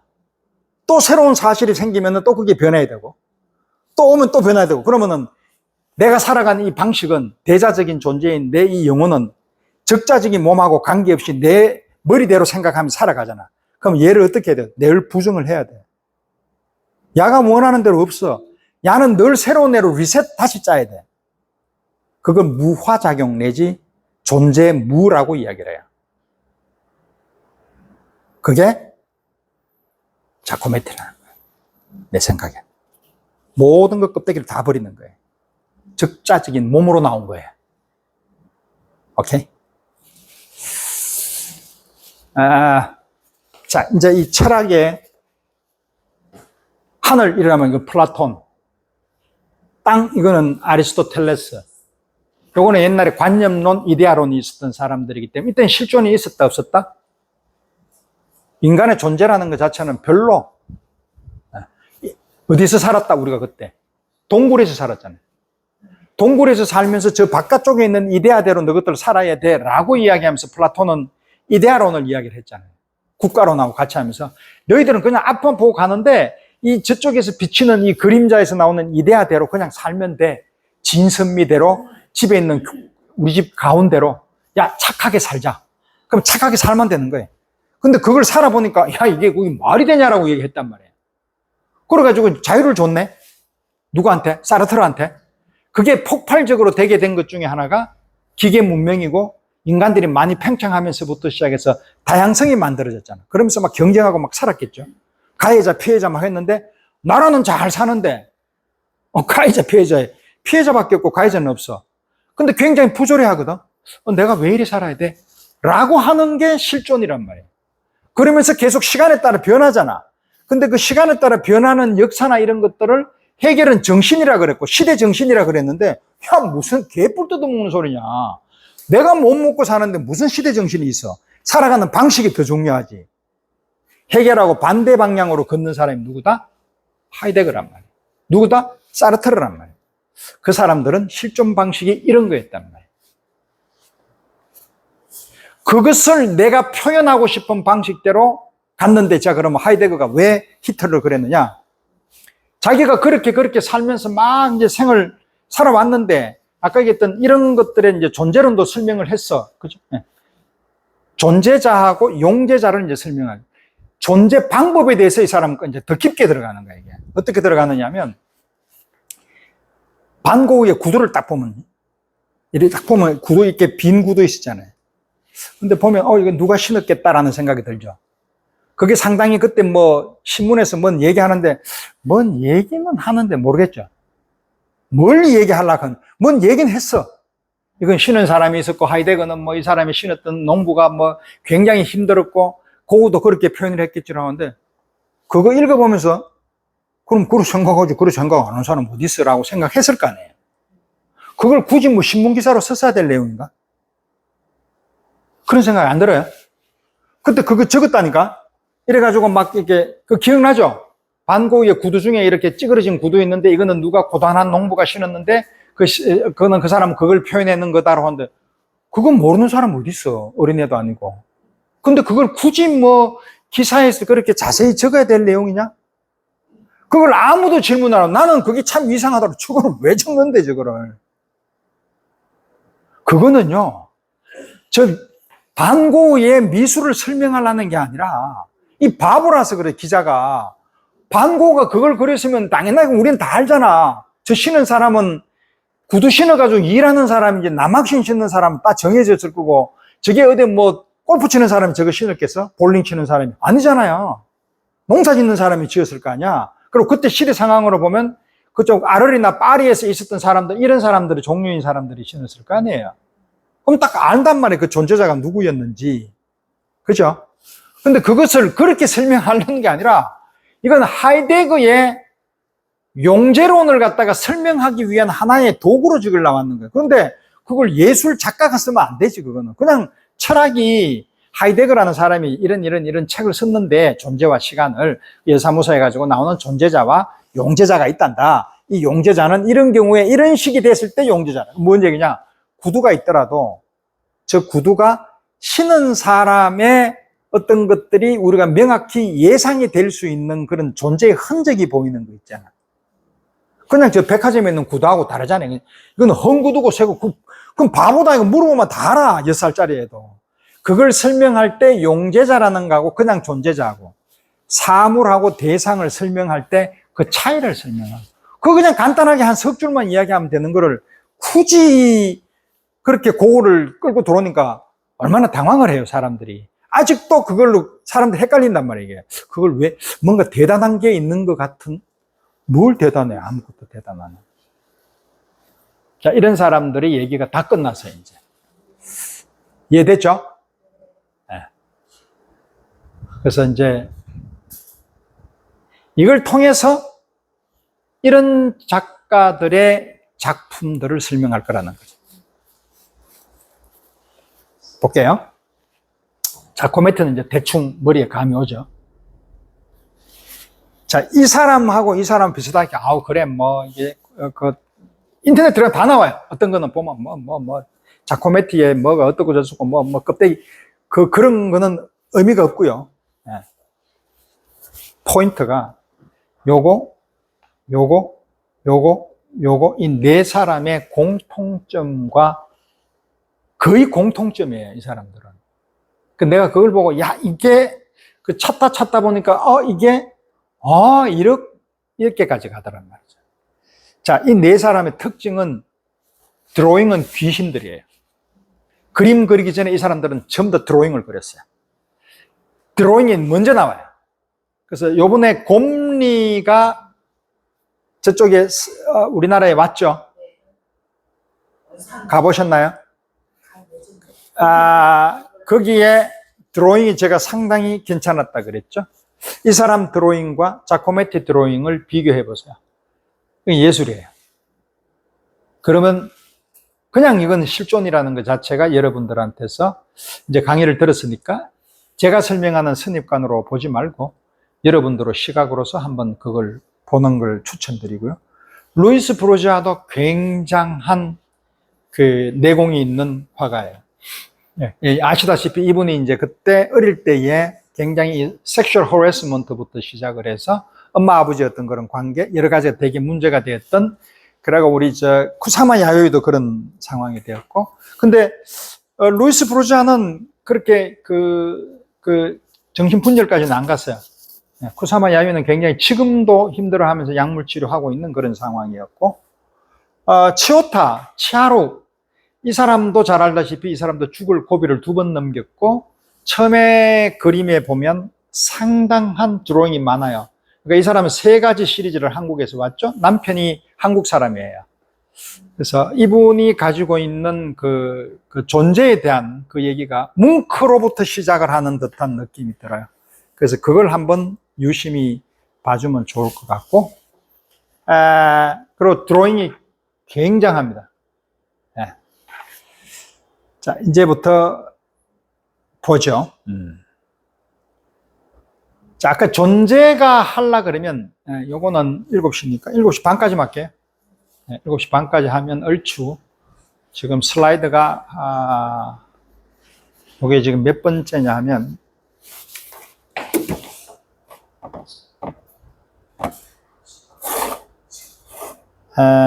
32번째예요. 그러니까, 아마 얘가, 제일 뒤에 가면 200번까지 딱 나와요. 그러니까 200번까지 나오니까 그때까지는 다 못 가겠고, 그거는 다음에 한 번 더 하도록 하죠. 이건 너무나 재미난 내용이니까. 그래서 오늘은 요거까지만 다 하면은 거의 이제 마무리가 될 수 있는 상황으로 갈 것 같습니다. 요거는 존재에 대한 얘기예요. 재미없지는 않죠? 그러면 이건 되게 성공한 거예요. 왜냐하면 이게 보통 유튜브나 이런 내용을 보면 이 존재라는 것 자체를 참 그래요. 왜냐하면 철학적으로 설명을 하면 다 잡니다. 근데 얘를 예시가 있잖아요. 자코메트라든지 이런 것들. 그러니까 시각화가 되고 내가 머릿속에 상상력을 동원할 수 있잖아. 그러니까 이게 안 심심한 거예요. 그리고 옛날에 이제 조금 들었던 가락이라는 것도 있고, 이래서 여러분들이 쉬운 건데, 자, 이제 한번 볼게요. 일반적인 시각으로 설명을 할 때, 이게 세계로 내의 중심으로 내가 들어오는 거죠. 옛날에는 세계 내로 진입을 못했어요. 누가 있었나? 신이 있었단 말이에요. 이 새끼 너 일로 와. 어디가 있었나 하면 항상 신 뒤에 있었단 말이에요. 이 세계, 저 세계. 그러니까 현실계, 예지계, 그리고 현재 이성, 저성. 딱 이분법으로 딱 나눠놨단 말이에요. 그러니까 플라톤도 동굴박. 그러니까 인간은 항상 구석진 데서 엄지에서 살아요. 존재감이 없었죠. 근데 존재라는 것 자체가 그때부터 서서히 언제 십자군 전쟁부터 시작을 해서 이제 종교가 서서히 무너지면서 신에 대한 무신론적인 것들이 서서히 조금씩은 어느 정도 나왔지만, 그러나 완전히 그게 됐던 게 1725년 성공회로 인한 영국의 힘이 굉장히 컸다 그랬잖아요. 얘들은 벌써 이미 명예혁명부터 시작을 해서 성공회가 헨리 8세가 완전히 그냥 그쪽으로 실을 말라버렸잖아요. 그때 벌써 르네상스였단 말이에요. 그렇지만 그 긴 세월 동안에 서서히 기독교에 대한 붕괴가 성공회를 통해서 이렇게 되면서 얘들은 벌써 이미 미국을 통해서 전 세계로 막 나가기 시작했단 말이에요. 그러니까 종교보다는 먹고 사는 경제가 훨씬 더 셌던 거죠. 그러니까 그 중심에 누가 있었느냐 하면 영국이 이런 것들을 주도했다는 거죠. 그래서 영국이 가장 이 존재에 대해서 빨리 알게 했던 것 중에 하나가 경험론을 먼저 존 루크 같은 사람들이 경험적으로 생각을 해봐야 우리가 결정을 할 수 있는 거지, 니 혼자 생각하는 선험적, 그러니까 경험 이전에 아까 얘기했던 존재론적으로, 인식론적으로 내가 집에 엄마 뱃속에 있을 때 그때부터 벌써 인식이 됐다라고 이야기하는 건 그건 시잘데기 없는 얘기예요. 그렇지만 이 사람들도 어떻든 이게 확실한 명확한 명징스러운 진리나 본질이 없으면 서양 사람들은 무조건 의심하는 버릇이 있어요. 그러니까 동양하고 안 섞이는 거죠. 그래서 이제 시작했는데, 여하튼 그때 중세부터 시작을 해서 르네상스를 통해서 약간 이제 저 위에 있던 우리 인간의 몸이 땅을 약간 디디면서 발로 약간 요렇게 했단 말이에요. 그러니까 뒤로가 지 자화상을 그렸단 말이에요. 존재감을 나타내는 거예요. 나 살아있네 라고 하는 거죠.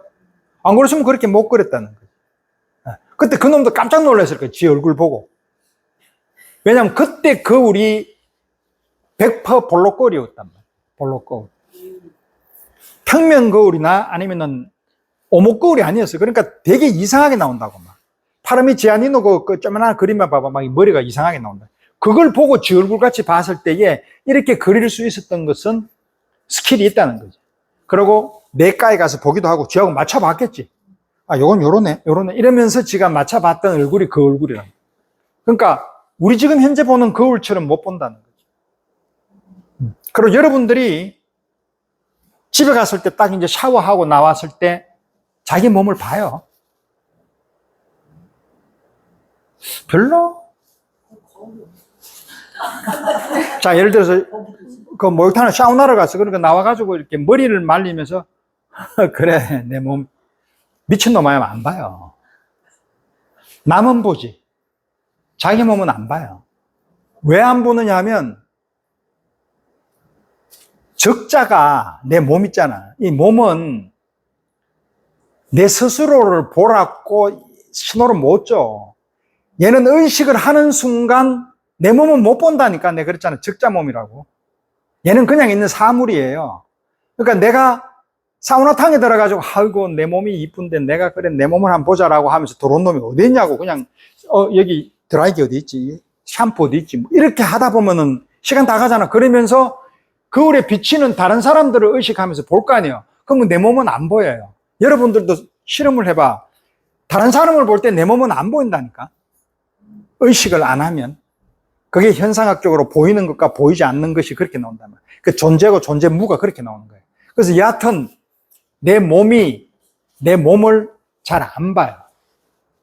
전부 다 남이 내 몸을 보는 것을 본다. 그래서 대타의 몸이라 그랬다. 그죠? 그래서 그게 세계로 내 몸이 들어왔어요. 그러면 내 몸이 들어오면 내 혼자 독불장군처럼 볼 수는 없잖아. 내가 내 몸을 의식하는 건 뭐예요? 그거는 딴 곳의 세계를 바깥쪽에 있는 세상에 대한 생각을 잠시 접어두고 그 의식을 발현되는 것을 초월이라 그러는데 그 초월 현상을 안 할 때 가만히 혼자서 내 지금 뭐 하고 있지? 내가 어제 뭘 했는데 그러면 내가 이제 요렇게 해서 나는 요렇게 해야지 라고 생각하면서 내 내면으로 시선을 돌릴 때 이때는 내 몸이 보이기 시작을 해요.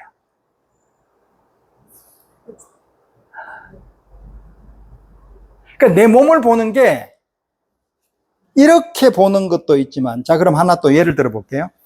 내 몸을 이 몸은 내 스스로가 보는 몸이라기보다 주로 어떨 때 많이 보냐면 타자의 몸이라고 했던 아주 대표적인 경우가 MRI를 찍고 병원에 갔어요. 그럼 내가 지금 배가 되게 아파. 떼글떼글 굴러면 아우 배 아파 죽겠어. 라고 할 때는 내 몸을 보지. 내 몸이 아프다는 걸 알잖아요. 근데 이때 이 몸을 이제 선생님한테 가서 나 여사무소 배가 아파 죽겠어 막 이러는데 그게 아니라 선생님 내가 지금 췌장이 아프고요. 내가 위 밑에 있는데 여기가 아파서 죽겠어. 그때 막 이렇게 설명하는 사람이 있어요. 객관적으로.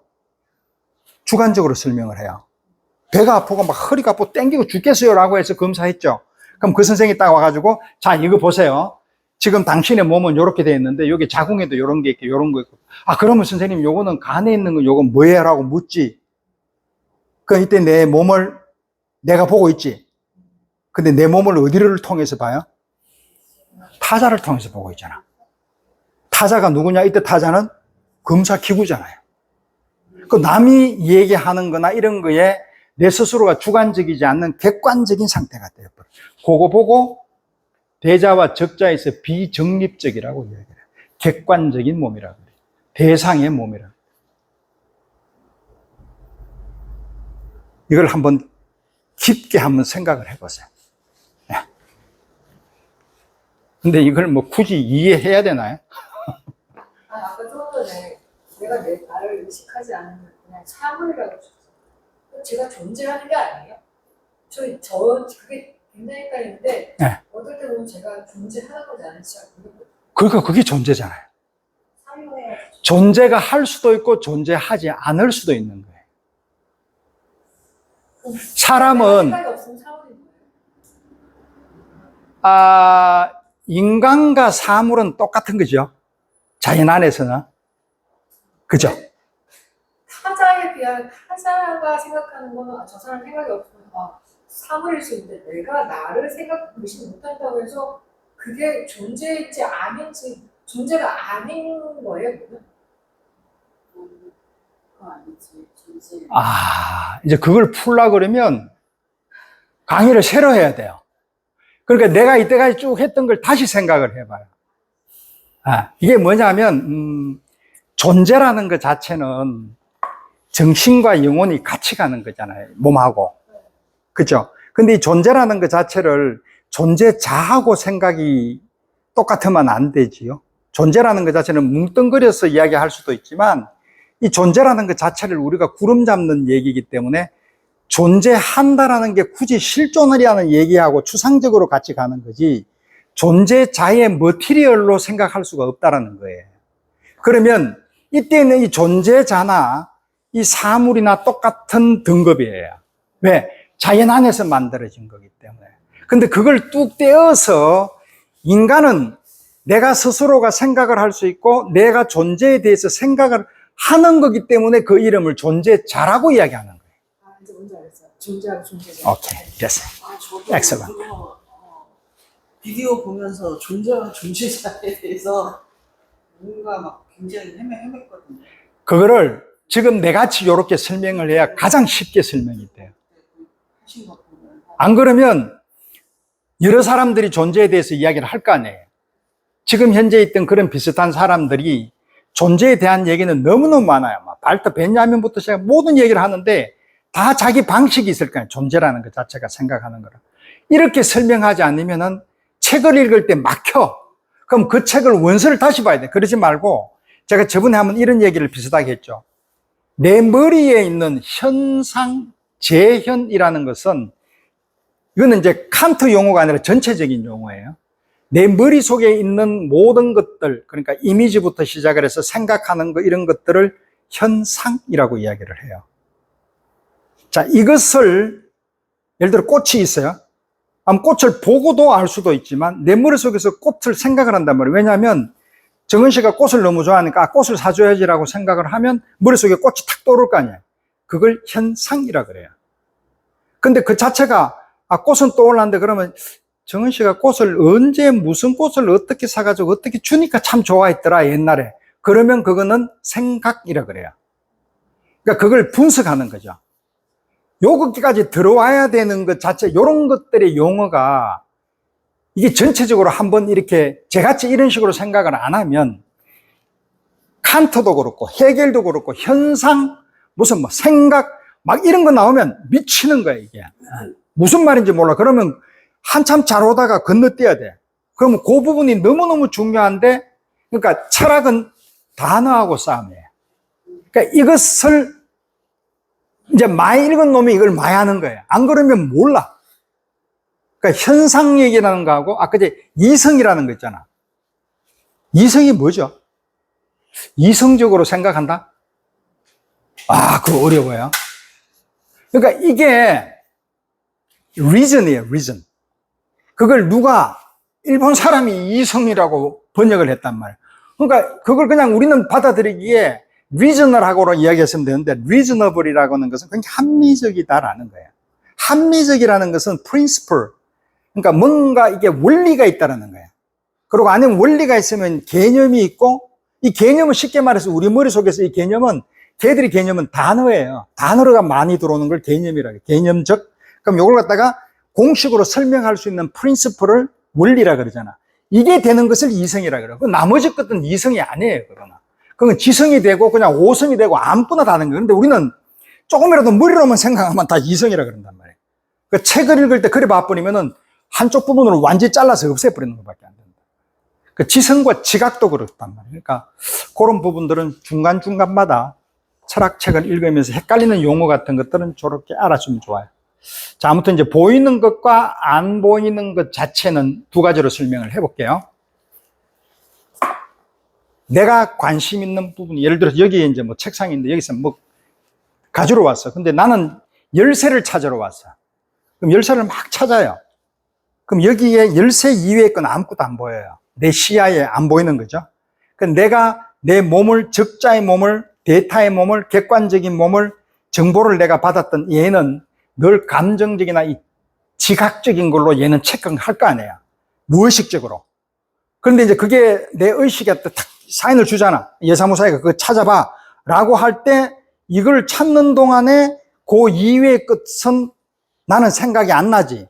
그런데 얘는 계속 보고 있잖아. 지금 옆에 이것도 있고 저것도 있는데 얘는 지금 얘기를 한다고 내한테. 그럼 나는 내 머릿속에는 안 들어와. 왜? 대자라는 애는 열쇠만 찾고 있어. 그러면 나머지 것들은 적자의 몸이 보고 있는 이것들은 내가 의식을 할 수 있다 없다? 못해. 그게 안 보이는 거예요. 그게 보이지 않는 거예요. 화가들이 그런 것들을 보이게 해주는 거예요, 여러분들한테. 그러니까 그게 거꾸로 말하면 내가 선입관이 너무 강해서 그것만 보려고 하는 것만 있는 사람이 있을 거 아니에요. 그런 것들을 없애준다라는 의미도 있고, 무라는 것도 있잖아. 실제계를 통해서 우리가 언어로 설명 못하는 초월적인 세계, 현상학적으로 이야기하는 빅투아르 산에서 나오는 그런 자연에서 막 흘러가는 둘레즈가 이야기하는 막 초월적인 세계에 그래서 내가 에로티시즘 읽으라 그랬단 말이야. 동물의 세계에서 막 그냥 휘몰아치는 거. 니체가 얘기한 디오니소스의 축제에서 그냥 술 먹고 막 이래가지고 춤추면서 막 모든 것들이 흐트러지는 무질서의 그 생활. 그러니까 이게 완전히 이제 빅뱅에 들어가기 전에 그 혼돈의 그 상황 세계. 이런 것들에 대한 것도 무잖아요. 그래서 보통 이 무라는 것은 내세가 없을 때에는 죽음으로 인해 가지고 새로운 생명이 새로 탄생하는데 죽음을 그래 보잖아요. 내세가 있었을 때는 죽고 나면은 영혼이 다시 들어가서 이렇게 했고, 그걸 지금 논하고자 하는 건 아니에요. 그건 종교적인 문제이기 때문에 그건 노 코멘트. 그러나 지금 철학적으로 봤을 때 바타유가 이야기하는 그런 실제계와 상징계에서 죽음은 그런 식으로 표현이 돼요. 그래서 죽음을 표현하는 그림들이나 이런 것들은 늘 보면 그런 거하고 맥락이 다 있다. 그래서 들레즈가 그 얘기를 많이 했잖아, 내가. 사람의 움직임이나 이런 것들이 죽음과 삶의 어떤 그런 것들이 계속 오고 간다. 그리고 비슷한 예를 설명을 한 게, 얘들은 죽음이라는 것 자체가 그냥 꼴까닥 죽는 것도 있지만 다른 의미로 상당히 많이 보는 게, 우리 피부나 모든 생명체는 아시다시피 늘 죽었다가 매일 세포는 죽었다 생성되고 한단 말이에요. 그런 것들도 생성과 죽음의 하나의 일환으로 같이 본단 말이에요. 오케이? 내 생각이 죽었다가 다시 새로운 것들이 정립되는 것도 삶과 죽음에 있어가 생성과 소멸이라는 걸로 얘기를 하죠. 그래서 생성과 소멸과 죽음과 삶은 같이 돌아가는 하나예요. 그러니까 태극권이 있으면 이렇게 웨이브를 탄다는 거예요. 이쪽의 부분이 튀어나왔을 때 합의를 같이 땡기고, 그래서 상호 주체적으로 내 몸이 아까 얘기했다시피 찾는데 열쇠를 찾았지만 얘는 지금 내 몸은 다른 걸 봤잖아. 그럼 이게 모든 걸 잃어버린 것 같은데 아니지. 무의식에 저장해놨잖아요. 보이지 않는 것. 근데 그게 표현이 안 되지. 근데 그런 것들이 나타나는 것을 정신과에서는 뭐라 그런다? 정상이라고 한단 말이에요. 강박증일 때 우리가 막 이렇게 힘들어하는 것은 그렇게 해야, 강박증일 때 그렇게 정상을 해야 내가 살아남을 수 있으니까. 나의 방어 기전이 일어나는 거예요.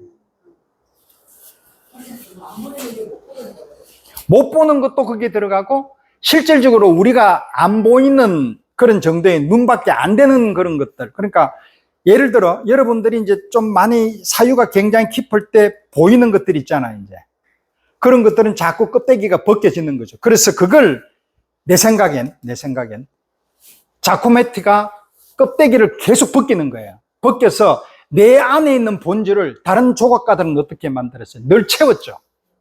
덕지덕지 붙이잖아. 자꾸 만다서 깎고 이래가지고 이렇게 만들잖아, 볼륨을.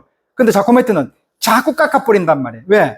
내가 가지고 있는 본질을 채우는 게 아니라 물을 통해 다른 사람이 나를 보라고. 내 몸은 지금 저 사람의 조각은 자기 몸이잖아요. 자화상이잖아요. 그 타자가 나를 보는 거잖아. 그렇게 만들어줄 때 물을 만들어주는 것들의 현상이 자코메티의 조각이라고 저는 봐요. 아니, 그거는 여러분들 생각대로 그냥 보면 되는 거예요. 나는 그렇게 보인다는 거죠. 그게 내가 지금까지 생각하고 있던 철학의 깊이가 그렇게 나를 인도하는 거예요. 그 여러분들 생각대로 자코메티를 보면 되는 거죠. 야, 이런 것도 있다라는 거죠. 만약에 열쇠를 내가 찾고자 할 때 열쇠만 안 보이고 다른 건 다 보이는 그 열쇠를 찾으려고 하는 사람의 자세가 아니겠지. 그 열쇠를 보통 찾으면 일단 열쇠를 찾아야지. 열쇠는 안 찾고 다른 것만 보는 거는, 그는 자기가 뭔가 지향, 그거 보고 지향이라 그러거든요. 그 지향성이 없는 거지, 그 사람은. 와가지고 내가 뭘 하는지를 모르는 사람이지. 어떤 사람들이 보면 내가 찾고 싶은 거는 다른 사람 눈에는 보이는데 나한테만 거기 있잖아 그러는데 다른 거는 보이는데 그 사람한테는 정작 찾고 싶은 건 안 보이는 거예요. 내 생각엔 시지각이라 그래요. 시각과 시지각은 달라요. 그렇죠? 그러니까 시지각이라는 것은 내 몸을 통해서 적자의 몸이 들어왔을 때 내가 느끼는, 내 몸이 느끼는 거고, 시각은 바로 그냥 1차적으로 보는 건데, 그 시각은 어떤 의미에서는 이 대안적인 정신적인 영혼도 작용할 수가 있어요. 두 개가 나는 같이 본다라고 보는데, 이 시지각이라는 것 자체는 시각하고 완전히 다른 내용이에요. 왜냐하면 여러분들이 아마 내가 보는 사과하고 여러분들이 보는 사과하고 다 달라요. 그리라 그러면. 사과를 한번 그려봐라고 하면 다 다르단 말이에요. 내 머리, 그러니까 보는 대로 보는 게 아니라 보인 것을 인식을 해가지고 들어와서 다시 종합을 하는 거예요. 그 이미지를 다시 종합하는 걸 내가 뭐라 그랬어요? 현상이라고 한단 말이에요. 칸트는 그런 식으로 설명해요. 내 머릿속에 떠오르는 이미지는 현상을 통해 가지고 만들어낸 이미지지 실질적인 이미지하고는 완전히 다 다르다는 거예요. 왜냐하면 똑같이 그리면 다 똑같아야 되는데 사람이 다 다르잖아요. 근데 사진기를 찍으면 거의 비슷하기는 나와요. 그러나 그것조차도 더 엄밀하게 퍼펙트하게 들어가면 각도나 빛의 종류에 따라 다를 수는 있지만 그냥 우리가 그로슬리하게 크게 봤을 때 이 외향으로만 딱 보면 달라요. 전부 다.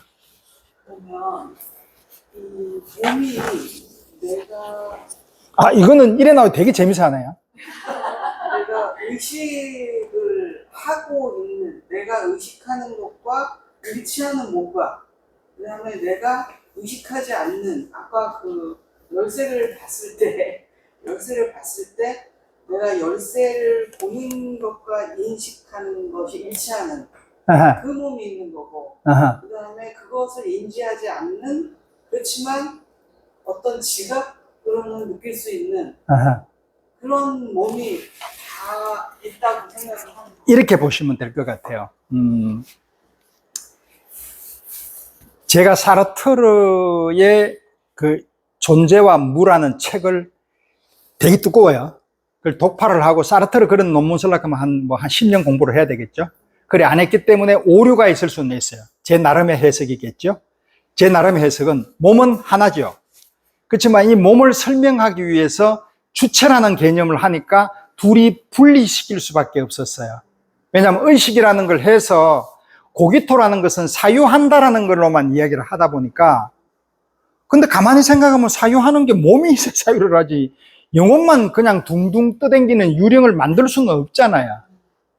근데 그 처음에 데카르트는 지금 현재 데카르트가 와가지고 고기토를 생각 미친놈이라 그러지. 몸도 없는데 네가 미쳤나라고 하는데 그때는 그게 가능했던 게 존재가 별로 의미가 없었단 말이에요. 전부 다 그렇게 생각하는 주의였단 말이에요. 하나님이 내 몸을 가지고 가면 나중에 죽고 나면은 이렇게 해가지고 가지고 가니까 죽고 난 뒤에 내세에 이제 들어가 있으면 심판받을 거 아니에요. 그러니까 너는 지옥, 너는 연옥, 너는 천당 딱 만들어 놨잖아.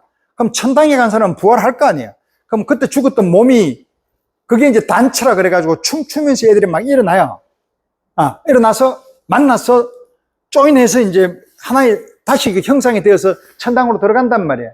그 몸을 생각하니까 몸은 되게 하찮잖아.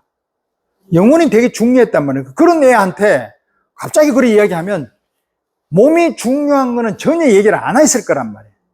그렇기 때문에 이쪽을 얘기하다 보니까 둘이를 구분시켜 놨지, 그게 이제 둘이 합친 거는 의학이 나오고 해부학이 나오고 이제 인간의 중심에서 존재 방식이라는 것이 이 하이데거를 통해 가지고 이제 존재에 대한 얘기가 굉장히 깊숙하게 나오면서 사람이 살아가는 방식이 내 혼자 같이 그렇게 살지를 않고 뭔가 본질이 있을 것 같이 그렇게 말을 많이 했는데, 알고 보니까 비트겐슈타인이 이야기했던 대로 부샷, 전부 다 헛소리였단 말이에요. 그냥 내가 살아가고 싶은 대로 살아갔다는 말이에요. 그러니까 저 사람도 다르고 이 사람도 다르니까 차이야, 반복이 나왔잖아. 차이가 나 있는 거야, 사람들마다. 그럼 그 사람들의 존재 방식이 다르니까 이제 몸도 다를 거 아니냐라고 생각을 할 거 아니에요. 그리고 그때 이제 퀴리 부인이 렌트겐을 나와가지고 엑스레이를 찍어 보내? 어쩌려, 보니까 사람이 다 다르단 말이지. 그래서 몸에 대한 생각과 이거를 일치시키기 시작을 했단 말이에요, 이게. 그러면서 이제 아까 제가 얘기했던 그런 부분들을 서서히 이제 뭉치는 중인데, 그러면 지금도 데카르트가 가지고 있는 그 당시에 심신 이윤론하고 여기를 뭉치려고 뭉칠 수가 없어. 이거는 말이 안 되는 게, 얘는 예식으로 철학을 썼고 얘는 예식으로 철학을 쓰니까 둘이 뭉칠 수가 없는 거예요, 이거는. 그래서 그 부분은 교수님이 이야기하는 식의 그걸 갖다가 이렇게 이야기하는 것은 내 과학이, 이 사무사가 MRI 찍으면 어디서 뭘 생각을 하고 이 사람은 이런 기능이 있고 이래가지고 이제 뭐 알츠하이머를 증명하라 그러면 MRI 찍으면 나오거든. 그러니까 그런 걸로 설명하라 하면 불가능하다는 거죠. 옛날 철학을 가지고. 근데 이 철학을 하는 이유는 그러면 뭘 거냐라는 걸 제가 깊이 사유를 해보면 이걸로도 설명이 안 되는 부분이 너무너무 많은 거예요, 이게. 아까 얘기했던 정념이라든지 이런 것들의 큰 줄거리가 세상하고의 사물하고의 관계는 의학은 없잖아요. 의학은 병적이 되었던 거, 그걸 기능적으로 기전만 설명하는 거잖아. 그러니까 그게 한계고, 얘들은 굉장히 편협한 생각을 가지고 있고, 얘들은 이만한 생각을 가지고 있는데, 마크로, 이거는 마이크로라고 보면 됩니다. 그래서 굳이 예를 들어서 그까지만 설명을 한 정도이기 때문에. 몸을 이해하기 위한 것들이네요. 그렇죠. 지금은 이제는 거의 몸으로 다 내려왔어요. 몸으로 설명 안 하면 안 돼요. 몸을 이해하는 이 전체를 우리가, 그러니까 철학자들마다 보는 틀이 달라서 결국은 우리가 그거를 통해서 이해하고 존재를 이해하게 됩니다. 그렇죠. 그렇게 가는 게 현대 이제 실존주의라는 거고, 옛날에 그러면 그 존재라는 것 자체가 플라톤이나 뭐 폴로노스라든지 여러 사람들이 있으니까, 그럼 그 사람들이 이게 가치가 없다 그러면 싸그리 없애버리죠. 그런 책들 왜 봐요? 플라톤 책을 왜 봐? 아리스토텔레스를.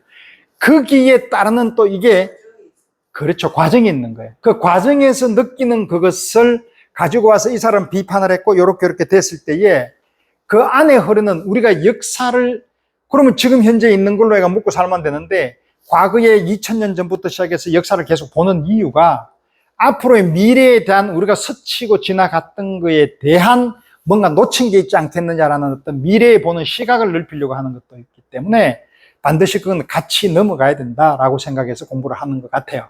그 철학은 그런데 이게 왜 해야 되느냐 하면, 자, 그럼 다시 한번 볼게요.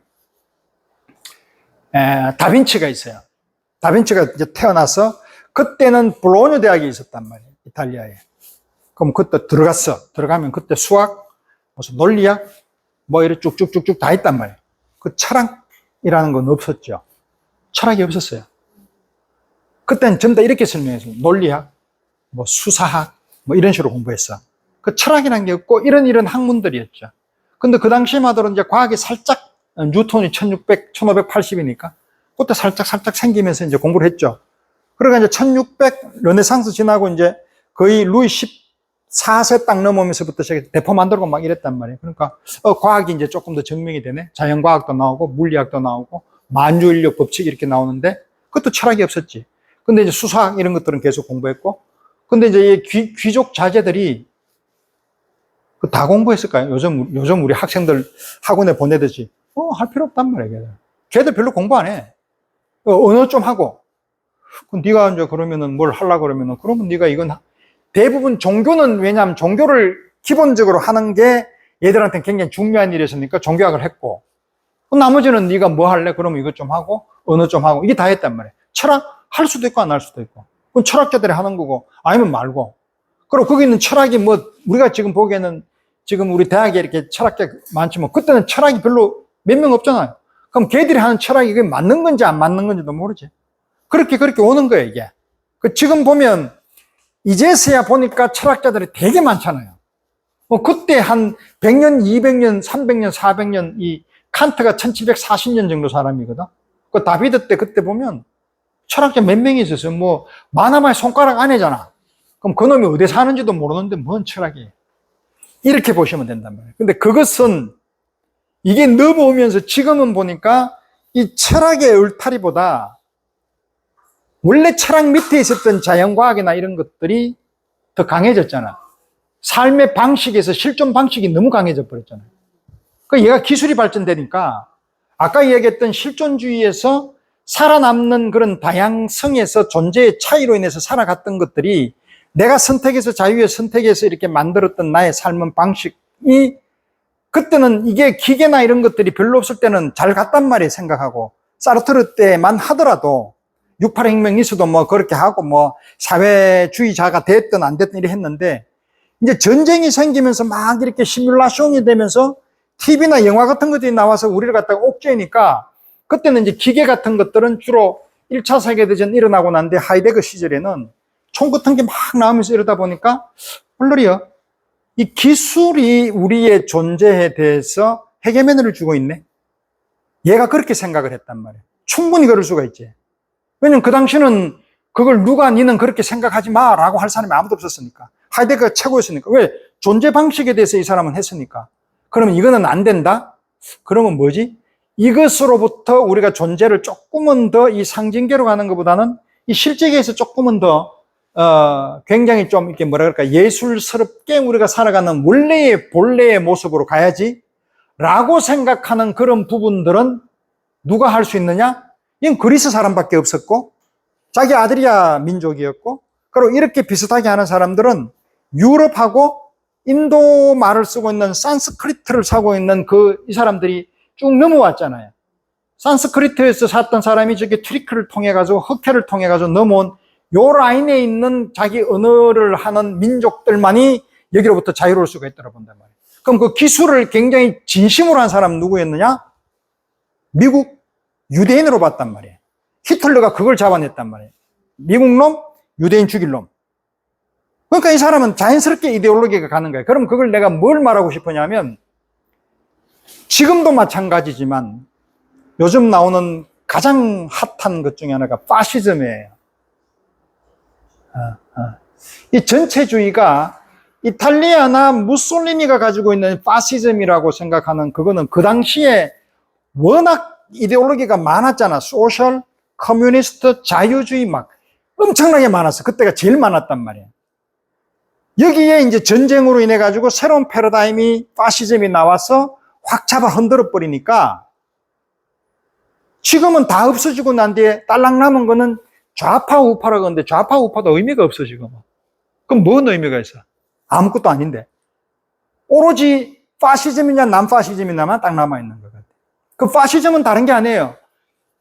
내 의견을 같이 자연스럽게 가야 되는데 한꺼번에 눌려가지고 거기에 그냥 순응하는 거 있잖아. 몽골레어 입으면 다 몽골레어 입어야 돼. 그건 누가 이야기하느냐 하면 타인들이 서로서로에 대해 가지고 서로서로를 감시하면서 가해자가 되어버리는 거예요. 근데 그게 가해자라는 걸 몰라요. 그냥 거기 숨어 있고 싶어. 그래야 자기가 선택을 다시 해야 되는데, 새로운 자유를, 내가 새로운 어떤 그런 패러다임이나 이런 걸 해야 되는데 하고 싶지 않아. 그냥 이렇게 조용하게 같이 있으면서 텔레보고 그냥 가만히 있고, 몸 움직이기도 싫고, 새로운 걸 내가 뭔가를 이렇게 위브맨스처럼 막 그냥 일박히는 이런 것도 싫고, 혁명도 싫고, 아무것도 싫은 거야. 그럼 그 사람들은 파시즘에 놀아나는 거예요. 그럼 그냥 넘어가는 거예요. 그게 지금 상황으로 가고 있는 것 같다라는 생각이 되게 많이 들어요, 지금 내가. 그게 누구냐? 그 돈을 갖다가 트럼프가 저런 식으로 흔들어서 그래 주니까 미국은 되게 좋아한단 말이에요. 돈 많이 버니까. 근데 가만히 보면 누가 거기에 대해서 아무 말도 안 하고 있단 말이에요. 왜? 25%, 30%, 50% 해버리면 저거 나라 말아먹으니까. 그럼 가만히 있단 말이에요, 전부 다. 그럼 그게 경색되면 그게 파시즘이잖아요. 네. 아무 말도 못하는 거. 그래서 그런 지경까지 가지 않게끔 만들려고 하는 게 예술밖에 없단 말이에요. 근데 그것을 예술밖에 없다고 생각해서 그런 걸 하면 되는데, 그때 그림들이 어떤 그림이냐면은 신정물주의 오토딕스 이런 사람들 그림이란 말이에요. 누가 하이데거가 있을 때, 근데 그런 그림 보면서 그렇게 그래 사회를 고발하고 이래 안 하고, 그걸 할 수 있는 사람은 우리 민족밖에 없네라고 하니까 히틀러는 또 옳았구나. 그리고 그 사람이 하이브루크인가 무슨 대학 총장 했단 말이에요. 12년 동안. 그때 히틀러를 그렇게 빨아줬단 말이에요. 근데 이 사람은 지금 내가 이야기했던 존재 방식이라는 거는 코페르니쿠스적으로 이걸 존재를 썼으니까, 옛날에 없던 걸 썼으니까 이 사람은 천재잖아요. 그러니까 계륵처럼 버리지를 못하는 거예요. 아무리 히틀러한테 부역을 해도. 이해되죠? 하이데거는 그런 사람이거든. 그래서 나눠보면 보이는 것과 보이지 않는 것. 자, 만져볼게요. 만지는 것과 만져지는 것. 근데 알고 보면 이건 두 개는 보이는 것과 안 보이는 것 말고 만지는 것과 만져지는 것 자체가 서로 상호적으로 작용을 한다라고 느끼면 여러분은 뽕띠 같은 사람이고, 만지는 사람과 만져지는 것이 확실히 구분이 되면서 내는 내 거, 니는 네 거라고 생각하는 사람은 사르트르 같은 사람이라는 거예요. 그래서 사르트르는 뽕띠하고 어떻게 됐느냐 하면은 완전히 원수가 되었어. 끝나버렸어요. 그러니까 뽕띠는 일찍 죽어버렸어요. 6.25 사변 전쟁이 일어나고 난 뒤에 그때 이게 뽕띠는 말도 안 된다. 스탈린이 파시즘으로 그렇게 자리를 잡았다라고 했고, 뽕띠는, 사르트르는 그 전쟁 일나가 죽을 수도 있는 거지 뭐. 왜냐하면 살아가는 방식 중에서 여러 가지가 타인이 나를 죽이기 전에 내가 그 사람을 먼저 죽여야지. 남에 대한 배려는 없어요. 타인은 적이라고 보니까 이 사람은. 타인은 악마라고 본단 말이에요, 이 사람은. 아주 철저한 개인주의자죠. 그 대자와 적자라고 이야기를 했고, 이런 것들은 전부 다 사르트르하고 하이데거의 용어. 의식과 비의식. 의식이라는 것은 내가 의식을 해서 의식을 초월해서 뭔가를 생각하는 거. 저 인식론을 통해, 저거 꽃이네? 그러면 저쪽에, 예를 들어서, 어느 카페에, 어제 봤던 걔가 안 나왔네? 그 아가씨가 어디 갔지? 없네? 그 여자가 없잖아. 그럼 그걸 없다라고 할 수도 있지만, 지금 현재 안 보이는 거잖아. 그러니까 그걸 소극적인 존재 무라고 하기도 하고, 적극적인 존재 무 두 개로 나눠요. 그러니까 무라는 것은 그렇게 설명을 하고, 이렇게 쥐가 없다? 그거 어디 갔지? 라고 생각을 할 때는 내가 내 몸에 대해서 생각을 안 하잖아요. 내가 여기가 아픈지 이런 거 생각 안 나. 근데 걔가 이제 없어. 그래서 커피 한 잔 시켰어. 앉아가 커피를 먹으면서 조용히 생각한단 말이야. 어제 그걸 했고 이러는 거. 여기 되게 아프네. 어제 뭘 했는데 여기가 막 아프고. 이러면 내 몸을 생각을 하는 거잖아, 만지면서. 이런 것들이 의식과 비의식에서 일어나는 현상. 그래서 요거 두 개로 인해 가지고 의식이 초월된다, 안 초월된다를 나눠서 대자와 적자라고 이야기를 해요. 그러면 결론. 자코메티가 이렇게 만들어가지고 이제 막 없애버렸어요. 다 없애고 막 없애가지고 딱 만들어냈단 말이야. 그럼 이 사람은 적자의 몸입니까? 타자의 몸일까? 두 개가 같이 있는 거죠. 나는 내가 생각해서 없애버렸고, 여러분들은 그걸 보면서 이 사람은 이런 식으로 몸을 만들었다는 거잖아. 그러니까 그 사람은 그걸 보면서 자기는 내 몸에 상호작용이 일어난 거죠. 그렇기 때문에 그것은 뽕띠의 시각일 때는 그렇게 보이고, 사르트르식으로 보면 이거는 적자의 몸은 없는 거야. 무조건 대자의 몸으로 지가 만드는 거예요, 사르트르가. 그렇게 설명하면 아주 훌륭한 설명이 되겠죠. 그래서 그거 보고 정립적과 비정립을 이제 적자, 그러니까 내가 뭔가를 정립적으로 생각을 하면서 의식을 초월해서 뭔가를 이렇게 종합하는 이런 생각, 현상을 가지고 생각을 할 수 있는 그런 걸로 가는 것을 정립적이라고 이야기를 해요. 그 대자의 몸 이야기했고 현상적인 몸이라고 그래요. 그래서 이 몸은 객관적인 몸은 적자는 내가 스스로 아파가지고 이걸 떼가지고 의사한테 갖다 주면서 맹장 수술해줘라고 할 수는 없잖아요. 근데 수술을 맡기는 것은 내 몸을 맡기는 거잖아요. 그러니까 객관적인 몸이잖아요. 그렇죠? 근데 그것을 여러분들이 수학 문제 풀듯이 하지 마, 그런 거는. 그거 할 필요도 없어. 그냥, 이렇게 왜냐하면, 우리 몸이 있으면 몸을, 아까 제가 그랬잖아요. 존재라는 것 자체를 어디 양수라든지 물에 푹 담궈 놔야 돼요. 그냥 축축하면서 어디 경계가 없이 이렇게 허물거리는 거예요. 그러니까, 들레이즈가 이야기하는 기관 없는 신체, 제가 이야기했죠. 어디로 튈지 모르는 거. 그게 몸이에요. 그래서 이때에 저는 굉장히 뽕띠스러운 사람인데, 뽕띠가 뭐라고 얘기하느냐 하면 두 가지예요. 예술을 본다든지 섹스를 할 때 이 내 몸이 살이 돼요, 살. 살을 굉장히 중요하게 생각해요. 이 살이 내 감각을 일깨워요. 이 적자의 몸을. 이 적자의 몸은 이 대가리하고 다르게 이 몸을 굉장히 중요하게 생각을 해요. 퐁티는. 사르트르는 대가리를 굉장히 중요하게 생각하고, 대자고, 얘는 적자고, 이 적자의 몸은 마법의 몸이라 그래요. 얘는 이게 중심이에요. 이거에 따라서 머리가 따라와요. 오케이? 그래서 세잔 그림을 빅토르산을 봐요. 세잔이 이 몸이에요, 이 사람이. 이 현상적인 몸을 가지고 그림을 그렸기 때문에 뽕띠가 가장 좋아하는 화가를 세잔이라고 그래요. 그러니까 사람보다는 뽕띠는 자연을 그려야 돼요. 그렇죠? 초월적인 자연. 세상에 태어날 때, 이 사람들은 세상에 태어날 때 초월적인 자연을 어떻게 보느냐 하면, 요런 조그마한 먼지가 이렇게 돌아다니다가 이것들을 둥둥 해가지고 이렇게 생명체가 생기는 거예요. 타이티 이런 데에서 막 그냥 사람이 생겨져 있지 않은 그런 오지의 세계에 우리가 막 들어가 이렇게 살아가는 원시 세계. 요런 거를 생각한다. 그래서 주체와 타자, 아까 얘기했던 대자, 적자는 결국은 상호 주체식으로 내가 보고 네가 보고 등등 말장난 비슷하게 하는데 그거는 뭐 그렇다 이렇게 보시면 될 것 같아요. 이제 33페이지 했어요. 여기까지 하겠습니다. 네. 다음에 요거 좀 해보죠. 자, 그러면 우리가 그 실존을 그러면은 자유로 해가지고 막 이렇게 만들었잖아. 기계를 통해가 걔는 그 약간의 삐뚤어진 일그러진 영웅 하이데거, 히트러를 그렇게 좋아했고, 그렇게 했고, 사르트르는 그렇게 했고, 그럼 우리는 어떻게 살아야 될 것이냐? 우리는 지금 현재 여기에서 동질화가 돼가면서 내 주체적인 자아를 갖다가 막 못 펌프질을 못 하잖아, 이거를.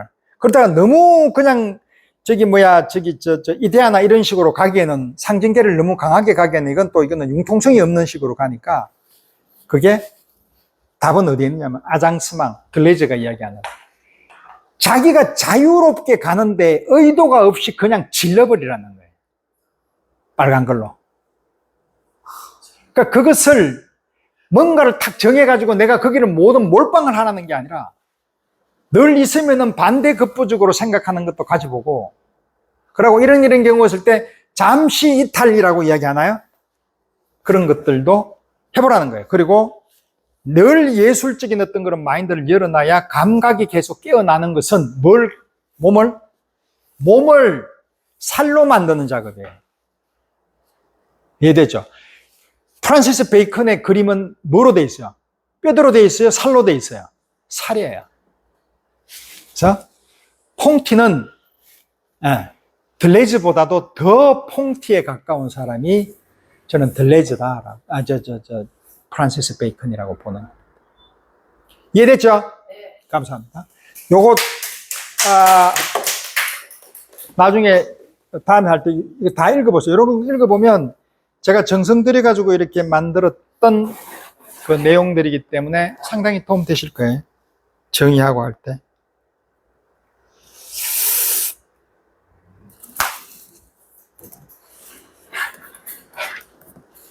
질문하십시오. 오늘 되게 재밌네요. 오늘 질문이 제일 많았어요.